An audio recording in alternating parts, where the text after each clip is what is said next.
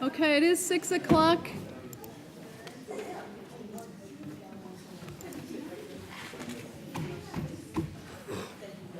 It is 6 o'clock, so I'd like to call the meeting to order, the December meeting of the Addison Northwest School Board. And we can begin with a motion to adopt the agenda. Second. So moved. Second. To adopt the agenda. No, you don't want to do that, Mark. Nope. There's supposed to be a change. So we're going to move to adopt it. We've got a second. Do we have a second? Yeah, second. Okay. All right. Conversation about the agenda? Yes. John? I would like to remove, please, from our action items, number C4, it's F43 about video security camera. We sent it out to our legal counsel, and we've had some revisions, and we have time. And so we'll bring it back for the next board meeting. Okay, so 5C4, we will remove. Any other changes to the agenda? Yes, I'd like to just adjust a little bit. May I see the signature? Sorry. If we could, in order to expedite or, to kind of have a conversation about the performance contract as a whole, I wondered if we could change the Facilities Committee report from E3 to E6. So pop that down to the bottom.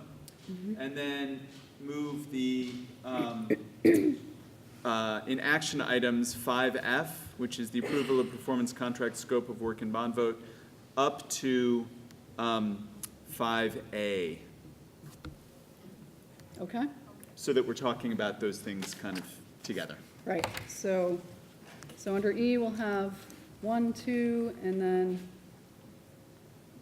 3 would be finance, 4 Hannaford, 5 VSBA, and 6 facilities. And then we'll bump the performance contract up to 5A. Great, thank you. Any other changes to the agenda that we need to make tonight? Okay, so we have a vote. All in favor of approving the agenda as amended? Say aye. Aye. Any opposed? Okay, great, thank you. Okay, we are at public comment. I do want to just make sure that everyone in the public has signed in. There's a sign-in sheet. It's on a chair, so it's kind of low over there. So if you haven't signed in, if you can please do that before you leave tonight, that would be great. And do we have any comment from the public? Hi, Sue. Hello. For those of you that don't know me, my name is George Burke. I'm the Chief of Police in Virginia. And I've been in contact with superintendent of schools in the past to kind of pitch a concept that other schools from around the state of Vermont, in particular Addison County, are using, and that's the school resource officer program.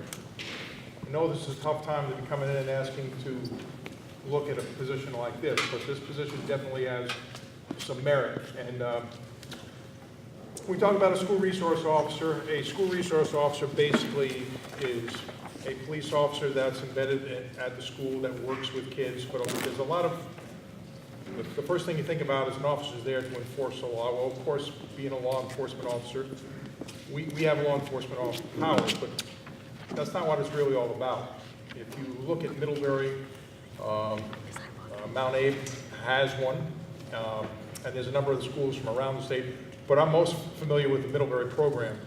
That started back when I first was working for the town of Middlebury as a police officer, I believe in 2000, 2001. And the school resource officer is used in a number of different ways. He's there certainly to make sure the school is safe. That's number one concern. But he or she also works as a mentor. They work as a teacher, an educator. There's a number of different things. An interface with the Department of Children and Families. And basically gets to know the kids, works with the kids, and hopefully will offset some of the problems that may result later on down the road if he or she weren't there. It's no secret in the past 10 to 15 years, the news unfortunately has been, around the United States has been tainted with headlines involving school violence and some of the things that have happened. And some of these threats were known to school administration, some of them were external. And I'm not saying that a school resource officer at that location at the time would have stopped all of it, but they would have probably minimized it or slowed it down. We've been lucky in Addison County so far. I think the most infamous instance where we've had school violence was the shooting up in Essex Junction. And hopefully we never see anything like that again. As far as our school in Virginia, since I've been the chief of police, we've had a number of incidents. Luckily for us, nothing serious became of it. We've had some things that were averted. The most recent one was a member of the school staff at Vues that had some emotional issues, and that was quickly dealt with the school administration in conjunction with the police department. But nevertheless, these things do happen, and sometimes, regardless of how we plan or what we do, it can happen. And it can happen, and it's good to have a police officer on site. I know some people have some trepidation about having a police officer in the school. But rest assured that the person that works as a school resource officer really has to be screened and really has to be the right person. They have to be able to work with kids. They have to be able to work with kids that are good students as well as not so good students. Kids that may have some challenges at home. And these officers make an infinite amount of difference in working with these kids and getting them from the start of school to the end most safely and hopefully most productively. I believe in the program. I believe in 100%. That's why I've been talking to Joanne about it. If I wasn't the chief of police, I'd be a school resource officer. There's nothing I enjoy more than working with kids. I'm a coach for the Mount A Virginia's football team. I should have done it 10 years ago, 15, 20 years ago. It's the most rewarding thing I've done. I know you all know Lee Shorey. I've had an opportunity to work with Lee. I've had the good fortune of working with Stephanie Taylor and principals prior to, and I can basically walk through the school and walk into the classrooms, and I can participate with the kids if somebody's had a problem with reading. I teach, I do whatever. These are great opportunities for police officers to work with kids, and that's really what we need in today's day and age, especially with those kids that are having difficulties at home. SROs work in driver education, civics health, U.S. government. They work with disciplinary behavioral issues. Certainly they take care of the physical security. They evaluate external and internal threats to security and safety. We have police officers now that are drug recognition experts. We recently had a class at the superintendent's office that worked with some school administrators and educators to detect impairment, if anybody was impaired, any of the kids have a substance abuse issue. They work with tardy students and truant students. They interface with the Department of Children and Families. And certainly by us being present, it discourages the use and the presence of illegal substances. Police officers also, like I said, work as coaches. They work during school sporting events. They're a liaison with the elementary schools. I work with the Knights of Columbus, Virginia's Knights of Columbus, and last week I was out here doing the substance abuse awareness program, as I was in Ferrisburg and in Virginia's. Tremendous opportunity to work with kids. They get a lot out of it, and I get probably more. And the school lunches aren't bad either. The way we would fund this, the way I would propose funding this, is through a COPS grant. COPS grant is something that's provided by the Department of Justice. It's a 75%, 25% match over a 3-year period of time. Now you ask, what does a police officer run with pay and benefits? A police officer would run about $80,000 full pay and benefits, give or take where they are in their career. I have an officer in mind who I would put in that position, but again, it all depends if that position was approved. And then after the 3rd year of the 75, 25% match, then it's incumbent upon the school, however the expense is broken down, then it becomes their full responsibility. So that's basically the way the program works. If anybody is interested, I will provide them letters of endorsement from Bill Lawson from Middlebury High School. I have a letter of endorsement from Essex Junction High School from the principal up there, and I can get any other numbers if you want. But does anybody have any questions of the school resource officer position? Yes, ma'am. Is there any data on, number of incidents prior to hiring an SRO and then afterwards? Any data that shows that? I'm sure there is, ma'am. I can get that for you if you like. Yeah, that would be great. And like I say, just the mere presence of us makes a difference, but of course, some things can't be avoided. But I'll get that for you if you like. I'll get that yourself and Joanne. Anything else? Go ahead, sir. What kind of response is a resource officer capable of within the confines of the school? Well, we work with the school. I mean, they basically come up with a game plan. The things that the officers get involved with, any type of threat to physical security, we're going to respond to. But that's one of those, it's kind of like a protocol on how the police officer interfaces with the school. Some things the school staff, the officer may be aware of it, and he or she should be aware of it. But it may be more the staff takes care of that. Like Lee Shorey and her crew does an excellent job at the high school, middle school. And sometimes it may be nothing more. I mean, I've walked in there and you ever heard of the book Into the Wild? Yes, I love that book. And I happened to walk into her class one day and the kids were in there and there was 4 or 5 young guys full of piss and vinegar and they were just raising heck. And I sat down with them and talked to them and I ended up coming back for a couple of weeks reading with them.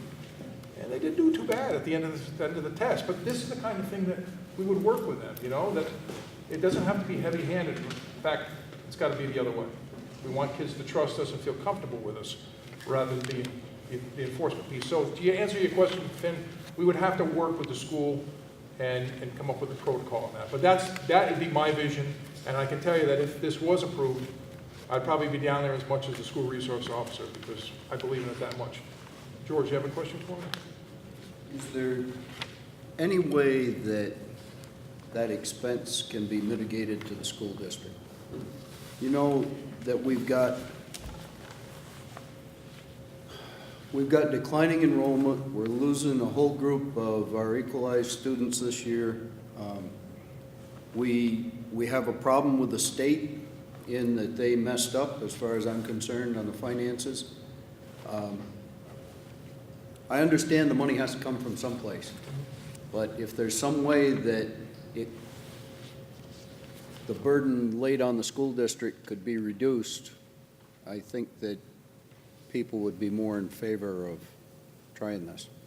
Well, I can tell you over the 3 years, and I am not Mel Holly, I'm not a numbers guy, but the way I figured it out, it would come out around $30-some-odd thousand a year to be spread out, however way it's spread out over the 4 municipalities. And again, I'm sure something can be worked out. Now, I work very closely with Diane Derby from Senator Leahy's office, and I am very, very aggressive as far as going after grants. I can assure you if something else comes up, I will do that. But again, that's something that if there is interest, and you folks are at least looking into how do we pay for it, and what does the program really entail, or how can we craft it, I'll be more than willing to sit down with anybody and talk about the numbers. But I'll tell you, everybody I've talked to spoke volumes about this type of program. It does wonders, it really does. And we can be used in a number of different ways. Any other questions? Yes, ma'am. How many SROs are there in Vermont, do you know? I thought there was around 40, but I'll get that number for you too. I don't know that answer, so I should know that, but I don't. Go ahead, sir. When SROs in school, I mean, you said a minute ago that there's a variety of responsibilities and interactions with the school, but I'm wondering about what uniform is the SRO required to wear? Is the SRO required to have a weapon with him or her to wear the protective gear? I mean, because there are legal requirements to maintain those. I think it's a little bit up to the chief of police too. But I want kids to feel comfortable with us, but I want them to know who we are. This is my street gear. This is the way I wear it. And I wear this because it's easier for me to wear. It protects my back and my hips. This may look a little bit more threatening to people, but believe me, it saves on chiropractic bills. And the reason I wear this is just because of that. But the way I would envision a school resource officer is to downplay that. They may be in uniform. They may be in a reduced uniform like 511s and a nice dress shirt or something. And yes, we would always be armed. But again, that's nothing that we're going to be wandering around with necessarily displayed. We always want to have that ready, and they would be wearing a vest, but the vest would be underneath their shirt. because we have to be there to protect the kids, and we want to be able to make sure we can do that. But again, my intention would be to make the atmosphere the most comfortable for kids to come to us and talk to us. Any other questions? Folks, thank you very much for the time. I wish you all Merry Christmas, and like I say, if there's any interest at all, give us the opportunity. You won't regret it. Thank you very much. And I'll get that information for you. So, thank you. Be careful on the roads tonight. They're starting to freeze up a little bit. Is there any other public comments? I just want to say I'm so happy that we have a signed agreement, and it's been a long road, but we're on a smooth path now. Thank you. Yes, it is fully signed by everyone.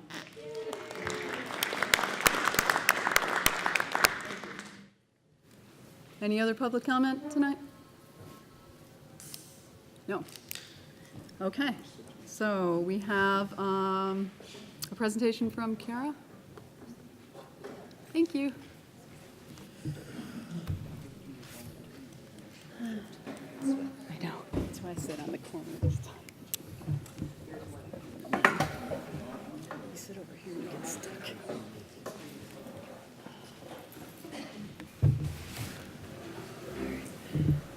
So this evening, I was asked to do a little presentation on preschool and also support services for Addison Northwest School District.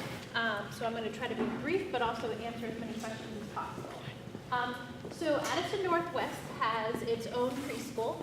Currently, we offer 2 sessions, one in the morning, one in the afternoon, of mixed ages, 3, 4, and 5-year-old children that are not 5 before September 1st, or if there's been a team agreement where they are not ready for kindergarten. And there's a total of 24 slots between the 2 programs, or the 2 sessions. And currently we run anywhere from 20 to 24 kids, 10 to 12 kids in each program, morning or afternoon. During our preschool time, we offer essential early education services. So people hear EEE services, that's special ed services for students that are 3, 4, and 5-year-olds that are eligible, but they meet the category of a developmental delay. And anything that can be considered a developmental delay is a receptive or expressive language challenge, adaptive development, social or emotional development, fine or gross motor skills, and then cognitive skills, which would incorporate memory, processing speed, reasoning, and or perception. Sorry, I have my back to the audience, which feels awkward. 2 years ago, we increased our speech and language pathologist time to full-time for all preschool kiddos, and she goes into our partner preschools within the district and also works with our students within our preschool program that have speech and language challenges to try to close that early gap of language. The research shows extensively if kids hit kindergarten and have a language gap, it doubles every year, and it just gets bigger and bigger and bigger. So the best thing you can do is close that gap early on, and you have less speech and language issues later on in life. And language is the foundation of all learning, so it's very important that kids have strong language skills. Something you probably have all heard lots about in the news is Act 166, or AKA Universal Pre-K. And that is going to be back up in the legislative session this year for discussion about some changes to it. And currently, Universal Pre-K serves all 3, 4, and 5-year-olds that are eligible with a compensation to the families if they attend a pre-qualified program. So a pre-qualified program must be 3 stars or more. They must follow the VELS, which is the Vermont Early Learning Standards, and the Teaching Strategy Gold Standards. Currently, we partner with 13 different preschools in Addison and Chittenden County, and we serve 63 students that are eligible for tuition reimbursement for their families that are attending a highly qualified program. It also means they have a licensed early educator, and they're receiving a minimum of 10 hours a week of high-quality preschool education. And next year's compensation rate will be $3,267 per child. That goes directly to the preschool, not the family. That's a distinction. So the teaching strategies goal, twice a year, students are assessed, and parents receive reports on how their students are doing, as long as the school districts. And these are the different skill areas that are measured: social emotional skills, gross motor, fine motor, language, cognitive skills, literacy, and mathematics. Something that the county has noticed through the years is a lot of our students were performing at a larger percentile below average in the mathematics skill area. So the past 3 years, our pre-K coordinator, Meg Baker for the county, has been providing professional development for all programs within our collaborative agreement to bump up everyone's knowledge around incorporating play-based math skills into the pre-K programs. So we're using the data from the TS goal to help drive some of our professional development. This is a chart describing the pre-K enrollment for the past 6 years, of our pre-K enrollment. One of the things that Addison School District has done preventively for a long time is we've collaborated with preschool partnerships way before it was mandated by the state. Probably about 10 years prior, former administrators brought together a collaborative agreement with other preschools within our county. So it's been something that was in practice for a long time. So when we had to enact Act 166, it wasn't a huge change or a big surprise as it was for other districts, and we had already been budgeting a substantial amount of money through the years for it. So I don't think it hurt us as hard as it may some other districts in the state. So our numbers this year are actually 63, not 51, but this was projected at the beginning of the year. We just did attendance last week.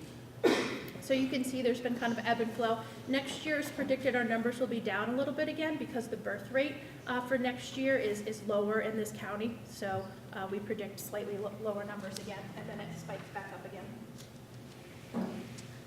Currently, our boundaries, we do not have a region for pre-K. You are allowed to petition the state for a region. However, most districts have chosen not to do that because the state has vetoed all region petitions. So our families can choose to go to any qualified pre-K program in any county technically, but all of them have been either in Addison or Chittenden County currently. So 65% of our students go outside of our district boundaries, so our 5 towns, and almost 35% are within our boundaries.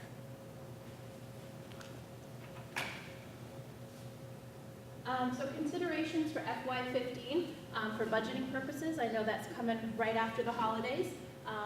We would be needing to budget for 66 students is the current projection for next year, which is a grand total of $215,622, and continuing budgeting for our 1/3 share of Meg Baker, who coordinates any and all things pre-K for the county. She's pretty amazing, and she works 60%, and she does the forms, the billing, the invoicing, goes to all the preschool programs, checks on them, tracks all our kids, gets me all these numbers.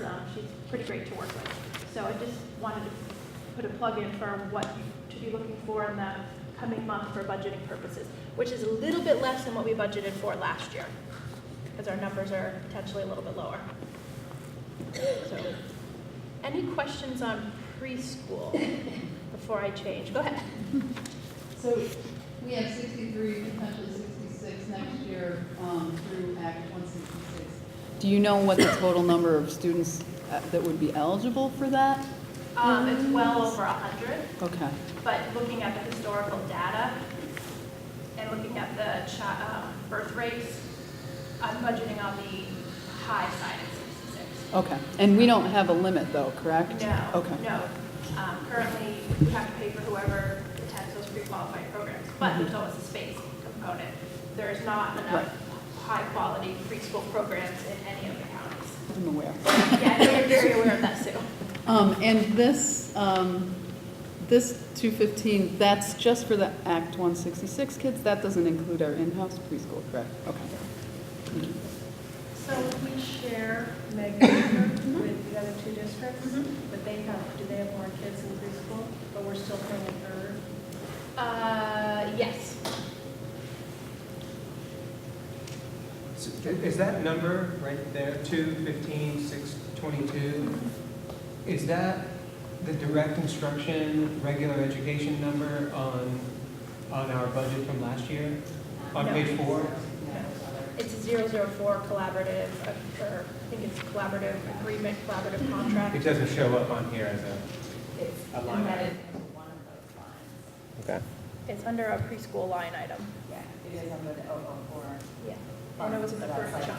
It's in the 004 preschool program, which is like 644,000, Yes, it's part of that chunk. adopted budget, But it's 640. only part of it, it's not Right, like right. that line is just. Okay. Oh, so what about, that's $215,000 we've heard about? Yep. What about the So other? the other pieces that you're talking about is our preschool teacher who teaches our preschool program. Okay, The 2 aides that work with her. okay, Our speech and language pathologist that works with preschool, our 80% special educator that works with those students, OT, PT services, supplies, maintenance, rent, heat, phone bills, that's about it. okay. This is just the hourly we pay for 10 This hours. is the 10 hours that we're paying to other preschools in the counties. Okay. And we're talking like 50 hours a week, 10 hours? 10 hours a week. 10 hours 10 a hours week a week for 50 weeks? for 36 weeks. For 36 weeks, okay. How many of these children in this program actually end up in our school district? They all do. We only pay for the students that attend our school district. Every school district is required to pay for the students that attend their school district. So Addison Central, for instance, has about 200 students in there that are eligible, well, that currently receive tuition reimbursement for Act 166. We have 66. So any of the students that we are paying money to live in our 5 towns. Well, I understand they live here, but how big a percentage of them actually enter our school? I mean, there's a lot of private schools now. Yeah, I would say probably 3 or 4 students of all of the kiddos, when we looked at recent numbers, will not attend Mhm. kindergarten, and the rest will. Kindergarten in one of our 3 elementary schools. Okay, thank you. And we cannot reimburse for any school with a Christian affiliation. So if they're at ARC or Christ the King or any of those, we cannot provide tuition reimbursement because of separation of church and state. So for the 2/3, 1/3 split you had in this previous slide where they're 2/3 are heading up to Chittenden for, is that because the parents might be working there or Yeah, because so we the don't have majority of space? the parents we've, interviewed and checked with, it's because they work in Chittenden County and logically it makes sense for them, or it works for their work schedule. Those are the 2 big pieces for going north. But it's not that we've already filled all spaces possible Oh, in there's some of Addison that and they too. have to go up? There's some of that too, yeah, and they go south to Middlebury. So because there are more, you have Otter Creek, you have Mary Johnson, Sunshine, that if you go south. But some of it is work and some of it is space. There's a pre-K shortage statewide because there's not enough highly qualified teachers or facilities. One of the things that we've been talking about over the last 6 months is ways to, in a sense, using the food program as a model to partner with like Addison Northeast and, or ultimately, I guess, Addison Central. Are there ways in which, I mean, most of this is just tuitioning out, so, but I'm wondering if there, what are some of the ways in which the pre-K program might be? So we each have our own school programs, Yeah. and then these are partnerships. And the way Act 166 is written is any parent can choose any program they want to attend. So we can't make them attend our own program or anywhere else. We do partner really strongly around pre-K. The 2 other districts and myself, we meet monthly with Meg. We make sure our paperwork process, our timelines, our invoices, our PD, everything is unified. So if one family moves from Ferrisburg to Bridport, they're going to have the same expectations around paperwork, enrollment, professional development opportunities.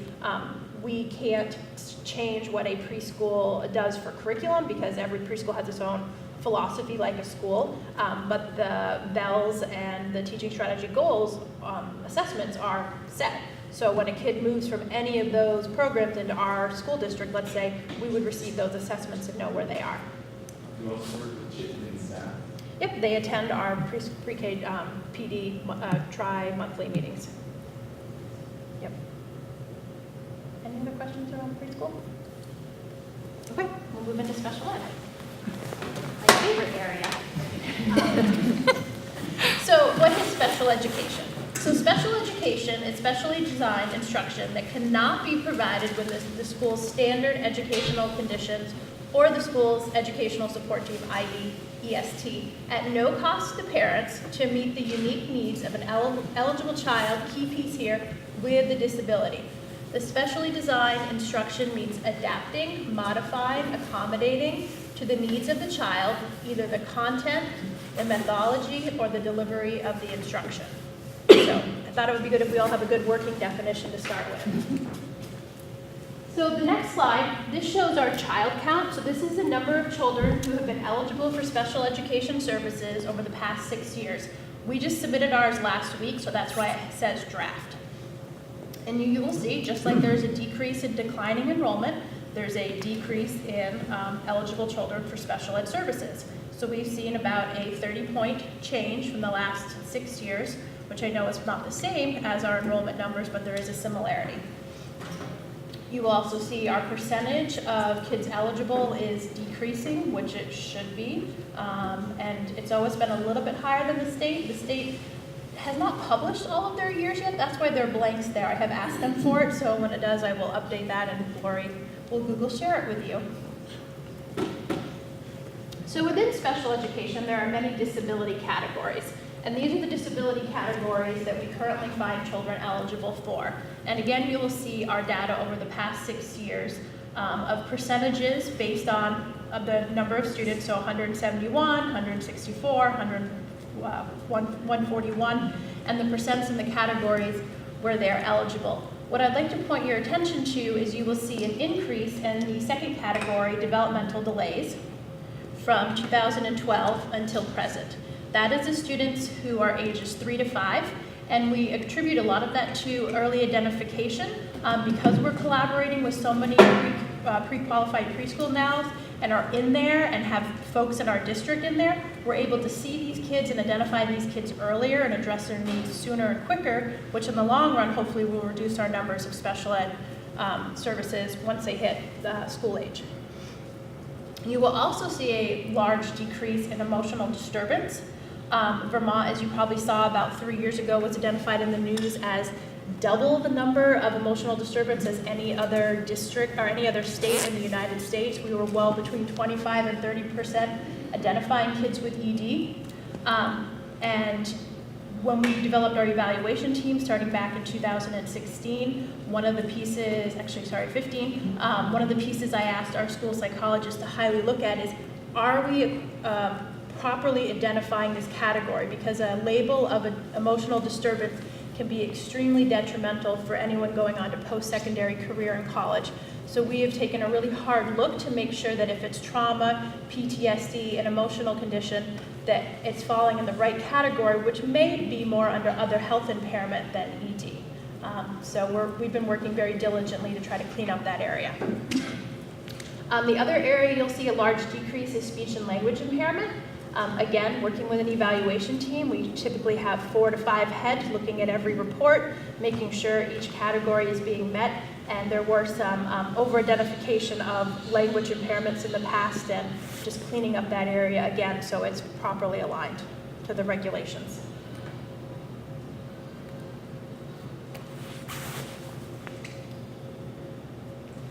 When it comes to placements, and I know I'm thinking budget season, you're going to see the tuition line item, and people always see that one and purchase services and go, "Ow, it's so expensive." Tuition, these are some of the placements our students go to, and they can be pricey. But again, it's because a child requires that level of intervention to address their learning needs. But just wanted to give you kind of a list of places in the past and in the present that we utilize for services for students with very complex needs. And then I wanted to give you a little bit of a price tag about what these services cost per year per child. So when we place a student here, we try to be very, very mindful of what the cost is and is it an appropriate placement for that student.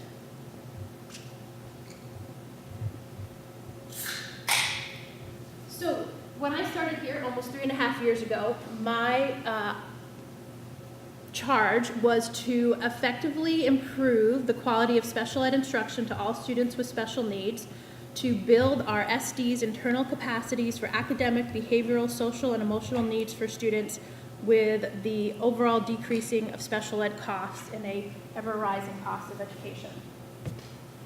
So to do that, this is what we have done. We have formed a leadership team which helps drive the PD and the needs of our special educators throughout the year. We've hired an OT to provide on-site occupational services. We've hired actually 3, that's a typo, school psychologist. We've formed an evaluation team to clean up our evaluations. We've built our ability to serve students with complex behavioral needs by hiring our own BIs. We've expanded our co-teaching model. We've increased the professional staff so students are receiving explicit instruction from highly trained individuals while reducing support staff. As you guys will probably be hearing a lot in the news, the recent DMG report, District Management Group finished their study of the education spending in Vermont, and one of the big things that they are going to say is the state has way too much support staff, is what their report says, and our most needy students are being taught by our least trained staff. So that was, I heard that 3 years ago, so that was the change there. And we had an independent evaluator come in and look at our special ed services to provide a multi-year plan on how to continually improve our supports to all students with special needs. And the goal was to do this while decreasing the cost of special ed over 3 years. And this is what we've done. So the first year we decreased by 5%. We came in under budget, $700,000. Second year, 1% decrease. The audit, I know, is not 100% done, but it looks like it is present at coming in about $500,000 under budget, and the current FY18 is presently coming in on budget. Questions or comments? Can you go back to that last slide just for a moment? Yep.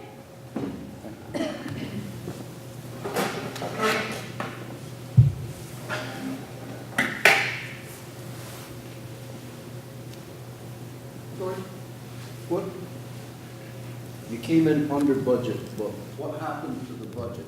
Was there a decrease in the budget, or was it level? For which year? I'm sorry. Well, between 16 and 18. I So- mean, you're showing that you're coming in under budget, but you aren't showing what the budget figure was doing. Okay, so last year, the reason why it came in under budget was we did not place a teacher that left partway through the year. We had 2 students leave in September that had very pricey placements, that we did not have to pay for that.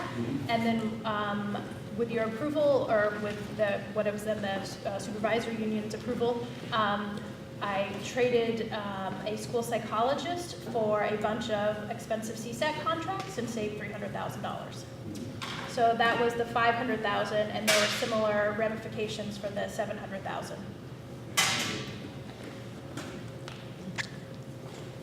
I'd just like to speak to the early intervention from a personal level. I have personal experience with this with a family member, and it's been phenomenal. The change has been amazing, and I just think you're right on. So thank you for that. Yeah, recent studies show for every dollar you spend at early education, you save $2 because the child will have post-secondary outcomes and not go down the route of incarceration. I mean, that's the latest research article that was shared literally last week in Ed Weekly, so. Well, I'm glad to know Kind of that. speaks for itself. No incarceration. Well, I mean, but that's how black and white it was. It was Right. the 2 things that would improve, so. I just want to point out that I know that you've done a great job controlling costs and actually bringing a lot of services in-house. And when we look at what the state's talking about in terms of staff-student ratio, we're increasing the staff-to-student ratio, or, well, however you want to say it. We're having more staff for less students, which is the opposite of what they want, but yet it's saving us money. So, I don't know. I just wanted to point that out. And I also would like to make the comment that while the trajectory is very positive, we could have tomorrow a big surprise and a big family or a number of students move in with very, very expensive services. So I want to first applaud Kara because she has truly built capacity and she's done it in a team atmosphere. But I don't want to give you the impression that we will continue to do that for the next 20 years. We will try our best And if history gives us any confidence, I put a lot of my confidence into Kara, so congratulations, Kara. Any other questions for this evening? I know you guys have a large agenda. Any more? Thank you very much. Thanks. Okay, so we're moving on to board and committee reports. And first is superintendent's report and business manager report. Joanne, did you have anything to say, or? No, just based on the questions that you had asked earlier, Sue. Sue had asked, when you look on the second page, or the first page of my chart, we actually have 31 elementary classrooms now, and the chart refers to what class size would look like if we had 28, and then we would go down, I didn't do the calculation for the last. So just as a point of looking at data in different ways. I also want to mention that the equalized student numbers also went down, and that was by 40. And I think I reported to you today it was 1,019 last year, and we just received the number 879. 907, thank you. That's why I look at her, so she keeps me straight. That would be a lot. Thank you, that would be a lot. Yeah. Okay. Any questions for Joanne or Elizabeth? Tom? So, I was wondering why the director of learning is at 0.4? Yeah, it's not because I don't need a director of learning. When we went through the application process, we had a number of applicants that we were looking at that dwindled down, and this individual actually has another job, part-time job in another location. And so the hire is really to manage the consolidated federal grant and to oversee our data system. It's not going to address all of our needs, but the initiatives that we have put in place are being managed through our consolidated federal grant, because I've brought on a number of consultants to do that work. So is there a plan to deal with the needs in the, I mean, so this sounds then like a stopgap rather than a solution to the problem and, or, the challenges that we face. It's Plan B, actually, Tom, but I'll be talking about this again when we do a budget presentation. Okay. It has something to do with when the position became vacant, right?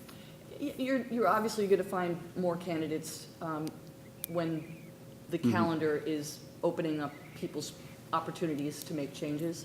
So that was one, and I knew that we might get ourselves in this kind of a situation, so I had Plan A, which was to hire somebody to replace Kathy at the FTE, and then Plan B is to try and put consultants in to keep the work going, and then to hire someone to manage the consolidated federal grant. I think I mentioned in my report, or maybe I didn't, there are 25 assurances that I need to say to the Agency of Education, I am doing this, I am doing this, I am doing this, 25 different assurances, and that alone is a part-time job.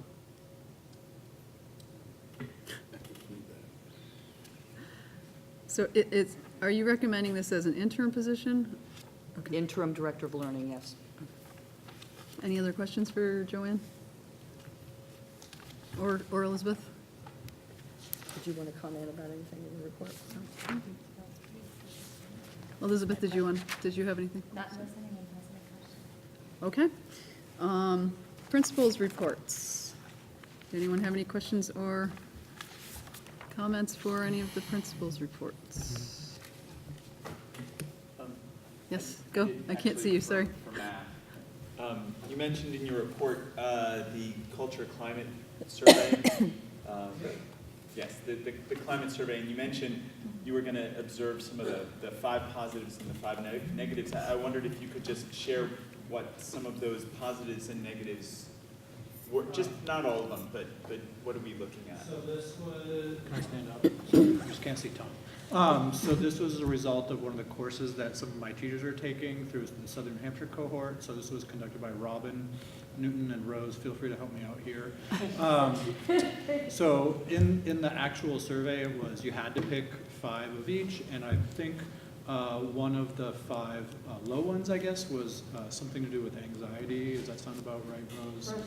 Frustration or anxiety. And one of the positive ones was, do you have something, Rose? Yeah, kindness. Kindness. Kindness, I'll be kind to you. So we talked, thanks, Rose. So what we talked about last time was really spending some time in January to kind of tease those out, because they're they're good things to be aware of, but they don't provide any impetus particularly to make change or to really understand. Is it frustration with role? Is it frustration with home? Is it, and how do we support people regardless of what that frustration is? And likewise, how do we encourage people to be more positive? And that was the impetus of the project.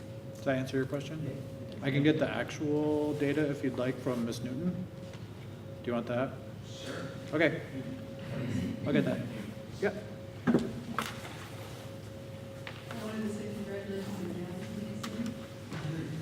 This time, presidential scholar. Well done, thank you. Nice work. Anything else from the principal's reports? Okey doke. And that brings us to you, Mason. Good evening, everyone, on a somewhat cold night. So VUHS has been very busy. This is a very busy time of year for both students and staff. First off, I'd like to kind of highlight some things that are kind of going on, some things that are coming up. First off, I'd like to say that Theater Arts, which I am a member of right now, will have its first performance on Thursday, January 11th. I believe it says Friday the 12th on there, so that is a typo on my part. So come if you would like. It'll be pretty fun. January 19th marks the end of quarter 2 and the end of semester 1. So students are beginning to kind of, prepare for their finals and move into the second semester, into second part of the year. And for seniors, that may be quite daunting. Of course, holiday break is arriving very quickly. This Friday is the first day, and then the last day of break is the 1st of January. NHS inductions went very well. I would like to thank Principal Taylor for speaking at the NHS inductions. It was a very nice speech, and I really appreciate it. Music. So 42nd Street, for all you who went, really said that it was a really excellent display of both, the talent of UHS. So that went well. Winter concerts were last week. In terms of sports, basketball and wrestling are the main, sports seasons going on right now. There was a tournament at Otter Valley 2 weeks ago, and it went very well for VUHS, many wins. A lot of people wrestling this year. Seniors, lots of stuff going on. Yearbook is now finished, and it's nearing the time to order them so we can get them by the end of the year. There was a fundraiser at Vermont Teddy Bear, and it was a big success. We raised around $750, along with, most recently, we actually had a spaghetti dinner last Saturday. I believe some of you in this room actually attended, and we just raised under $500. So in 1 month, we raised about $1,200 for the senior class. So it is going very well right now. That's fantastic. Of course, guidance department still urging us to kind of get on that college train, kind of get going on that. And then we're going through the process of selecting a guest speaker right now, and that's very hard, cooperating with some agreement on who that will be. And then finally, student council's still doing a food drive until this Thursday. Sleep Out to End Homelessness has become kind of an annual event. That went very well, to kind of get that out there. Speech contests are still available. And then finally, there was a blood drive on the 6th of December that went very well. Lots of participants in that. So thank you. Thank you. It's great to hear the students doing so much. Yeah. Helping the community. That's great. Thank you. Thank you. What was the temperature for the sleep out? It was pretty cold. It was a cold night. Really cool. And what is the theater production that you're doing? I don't know if I'm allowed to say yet, but it's talking about the current political climate. I'll just say that right now. So are the students writing it, or is it a? It's written by the teacher right now, which is Chris Wyckoff, who's okay. the teacher. He kind of wrote it along with different characters inspired by the students. Nice.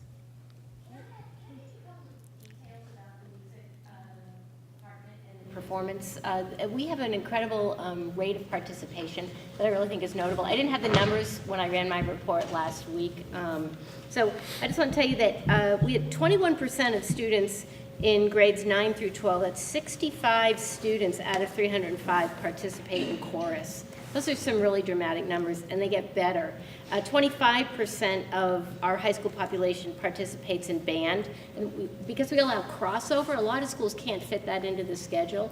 So students at VUHS can participate both in both band and chorus. In middle school, this is really amazing. 28% of middle school students, 40 out of the total population, participate in band, and 30% participate in chorus. So in a school the size of ours, to have that amount of participation is really amazing. And if you know those students and you look at them, they are our athletes as well. So I've not been in a high school that has that amount of participation in those programs. So I think we all ought to be proud of that we make that happen. And I think it's the equity in the elementary schools that's really building that participation. They're coming in, having good experiences in band and chorus now, and that's just going to make a much stronger program. So thanks for letting me add that. Thank you. No secret that the event has an excellent public department. For sure. And it's highly supported by the community and the administration, so thank you. All right, any questions for Mason? No, but I would like to say that the spaghetti dinner was very nice, so thank you. Yeah. Good. Great. Okay, that's my report. Next, I just want to say that, as Rose mentioned, the contract is completely signed. I'm hoping it's at the printers. It will be. It will be soon. No, I'm just kidding. But yes, it will be at the printer soon, so that is finalized. Yay. Did anyone have any questions for any of the other points that I had? No, good. Okay, so up to the committees. Community Engagement Committee. Diana. So we had our workshop on December 6th, and we're having our follow-up workshop tomorrow night. Some of the feedback, at the very end, we talked about what we really wanted to see happening in the community, better student outcomes, more informed community and parents, connections across the district, connections between community and district, and support for the schools. We brainstormed a list of potential topics for school community engagement, relationship building, creation of school councils, declining enrollment / school closures, changes in curriculum and instruction, partnerships, finance, and possibly a mission statement. So these are just things that we thought might be coming up. But I think kind of at the end of the workshop, we really thought that we needed to create a structure for having community engagement before we choose a topic to dive into. So I'll bring you up to speed next month. Great, thank you. And the workshop was really, I enjoyed it. I thought it went really well, and it was productive, and I think, yeah, it sounds like you're going to be on a good path, and I'm sorry I can't really make tomorrow. I also felt that there was a lot of possibilities for including students in some of our engagement work, more students than just, say, the 2 that are on our committee, but really pushing that, so we'll see what happens. Great, thank you. Policy, John. Okay, so we met on December 4th, and we will probably not meet again until early February, even though we have something that we need to do with F43 here. So the next meeting that we have in terms of our goals for the year is that we are going to meet to talk about creating a system for monitoring board policy required reports. There are about 12 reports that our policies require. So we're going to meet to talk about what that system would look like to review those or to understand those. And then for the March board meeting, that'll be for the February board meeting. For the March board meeting, we've decided, or we've made some plans to review about 20 policies every year. And that doesn't mean that we're going to make changes every year, but that means that we're going to review about 20. We have basically about 60 policies. And so we're going to review 10 for our March meeting, and we'll review another 10 later on for, I think, the May meeting. And so I've heard from one board member, and I've heard from the business manager on a couple of policies to review. So if you're thinking about a policy that you would like for us to consider this year as opposed to waiting, you might send me a note about that. So thank you. Okay, great, thank you. Okay, so we're gonna skip facilities for now, so that brings us to finance. And Lori is sick, so, John? Okay, so we met on November the 30th.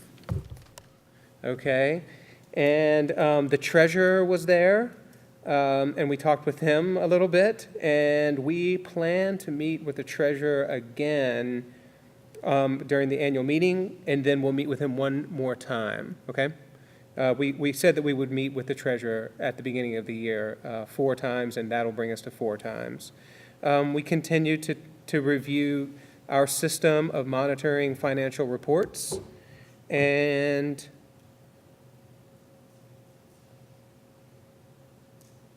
we talked about a couple of policies that might be changed in terms of finance. So, thank you. Great, thank you. And Hannaford. Christina. Let's see, I had a board meeting last week, and they talked about where their audit report, which is coming out next month, and is going to be presented to the school board there. They had their first look at their budget, just so you guys know. There are no proposed reductions in staff or programming for the Career Center this coming year, which is great. And there was a presentation by the Dean of Students there. They had a team of teachers attend a national conference for tech schools recently. And I just thought I'd share this because it was kind of interesting that they went to some presentation about up-and-coming tech programs across the country. And 2 that they mentioned that are like at the top of the list are cybersecurity and barbering, of all things. So maybe they will make their way to Hannaford at some point. They also gave us a demonstration on a new website that they're getting ready to launch, which was, I shared this with Joanne earlier, which was quite spectacular. And they had a team of teachers work on it and a local website developer. ART had their production there last week. I think we had some Virgin students that were part of that, and I think that's about it in a nutshell. Okay, so Lori is not here as, to share information for as a VSBA rep, but I know that she did go to 1 meeting and possibly 2. I don't know if she made the one last week or a couple weeks ago, so. But as far as I know, that's going well, so. All right, that brings us to the Facilities Committee. So, what I want to do right now is a little bit different from what our normal reports are. This will be a kind of semi-presentation of what we've come up with. There are going to be 3 different parts to this. I want to give maybe a 2 to 3 minute kind of overview of what the committee has been doing for the last either 6 months of its existence in its current form, but the last 3 or 4 years. And then Mike Davey of EEI is going to give a presentation about the scope of the proposal as a whole. And then Jeff Glassberg is going to talk with us for a couple minutes about what the finances of this project look like. What we're presenting today really started in a sense a couple years ago. It is well known that the high schools heating system is not great and is fragile at best, and we'll hear more about that in a couple minutes. In 2014, there was a steam explosion. Not an explosion, sorry. There was significant damage in one of the classrooms. The rapid expansion of energy. That's right. Heat energy. Last year, the school was closed for a day in January because of the heating system. And over the last year and a half, 2 years that I've been involved with this, an inordinate amount of energy has gone in by both Bob Worley and Ken Sullivan and Stephanie Taylor to just keeping the heating system functioning properly. So the project that we're talking about now started in the high school facilities committee with a desire to make that work properly and to figure out a way to pay for that in the kind of medium to long term. It also emerged in the context of the formation of a facilities committee in the high school board, which happened in 2015, which was concerned with changing the way that the supervisory union and the high school dealt with paying for maintenance. There was an awful lot of deferred maintenance at the high school. And so there was a desire to both increase the amount of money going into the maintenance budget every year, but also to have a capital investment fund at the high school that would help to deal with problems that emerged that were beyond the scope of the annual budget for the maintenance fund. And then the third kind of part to that was to look towards the end of the 2000 bond to see how we could deal with the larger issues that the school faces. And the energy performance contract that we're in the midst of and that we're going to hear a presentation about in a second is a large part of that.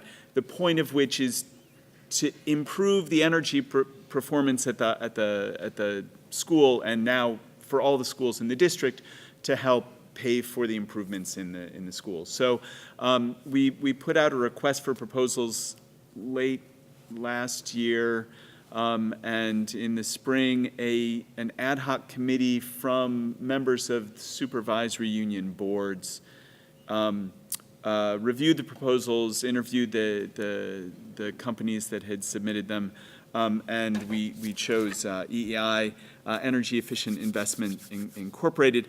And so Mike Davey is here from EEI, and he's going to explain to us what they've looked at and what they're proposing to do in the coming year. That was a mouthful. That was a mouthful. Sorry, that was more than 2 minutes. The three parts are the heating in the high school, a funding mechanism, and what's the third? Everything else. Presentation from EEI? Oh, sorry. So the three parts are the kind of background for this project, the presentation from EEI, from Mike, and then discussion about the finances. Customary stands here, or? That's in the action items. I'm good. You can pull a chair. Yeah, it's okay. We might. Okay. So I was a little late, I apologize. Ken was on the fence about whether or not I was presenting tonight, and he told me Friday, yeah, they definitely want to hear the presentation. So I had a noon meeting in Sunday River, which is not near here, and it was snowing the entire way from Sunday River to here. So it was quite the drive. So thanks for hearing me. Can you, okay, speaking into this. Basically, after the RFQ process this spring, and I know there are some members here who are very familiar with this presentation and others who may be hearing some of this for the first time, we were tasked with the biggest problem that was known to the committee was the heating system at the high school, What was also known is that natural gas was becoming available to 2 of the schools in Virgins. And so our company was brought on board to look at those 2 specific both needs and opportunities. But then we were also told broadly, look at everything else while you're in there.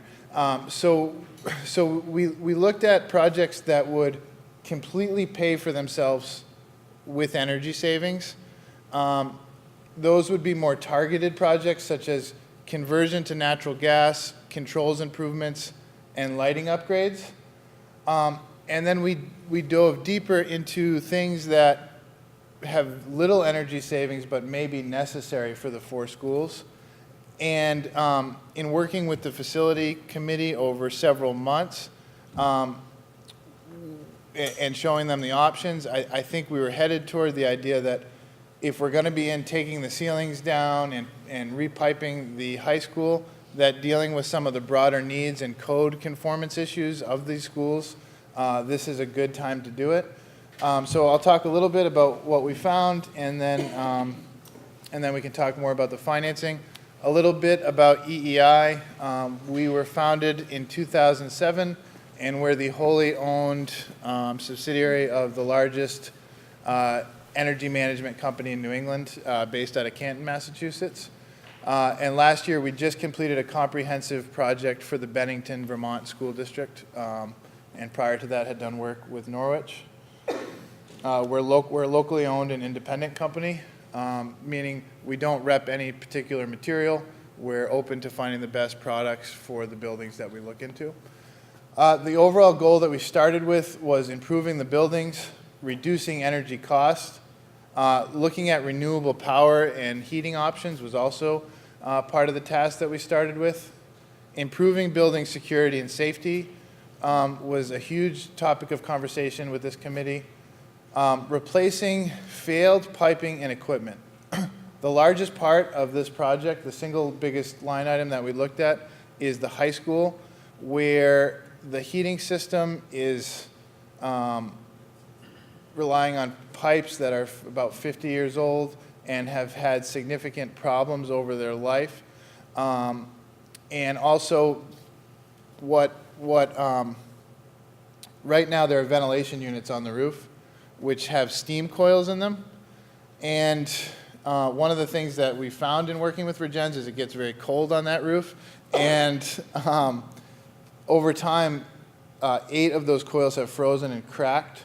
And so we're proposing a new design which takes all of the steam heat off the roof and converts it to high efficiency gas heat, so that freezing coils, flooding classrooms will no longer be part of the normal experience for the incoming freshman class if this project goes ahead. And we looked at coming up with energy savings that could be guaranteed, so that we're ensured that what we look at would come to pass. Critical findings were massive problems with the steam heating system overheating. There were some zones that the only way to keep the place below 80 degrees was to leave the windows open. So I'm sure you've driven by the high school and noticed windows open. That's really the only way to keep it from getting to 100 degrees in some spaces. There were failing and corroded pipes that, there's, not to get too much into the details, but they're specifically corroding at the joint locations. The control system at the high school and Virgins Elementary is out of date, and updates would both improve efficiency and comfort in the spaces. And the cracked steamed coils in the rooftop units, meaning about 30% of the school at the high school is receiving no ventilation whatsoever. Basically, the steam coils have cracked, so the only way to prevent dumping 15-degree air on people is to shut the units off completely. In 2 of the schools, there are commercial kitchen equipment with no ventilation or exhaust or fire suppression system. That is against code, and even if you did nothing else on this list whatsoever, the state fire marshals have said office has said you need to bring that up to code. I don't know if there was a specific timeline given yet, but they were saying you can't be using commercial kitchens without a ventilation and fire suppression system. the steam heating system was considered for change out in 2001. So when the 2000 project was studied, there was an option to remove the steam heating system. And at the time, I think it was perhaps rightly decided that, well, we could maybe get another 15 years out of this system. Well, they did, you have, but now we're at a decision point where do you put more money into the steam heating system or do you replace it? Another thing that came up, I would say it wasn't originally the main focus, were security problems. We had been informed about some security concerns about people being able to get into the school from the outside and the lack of cameras at the high school in particular, but across the district.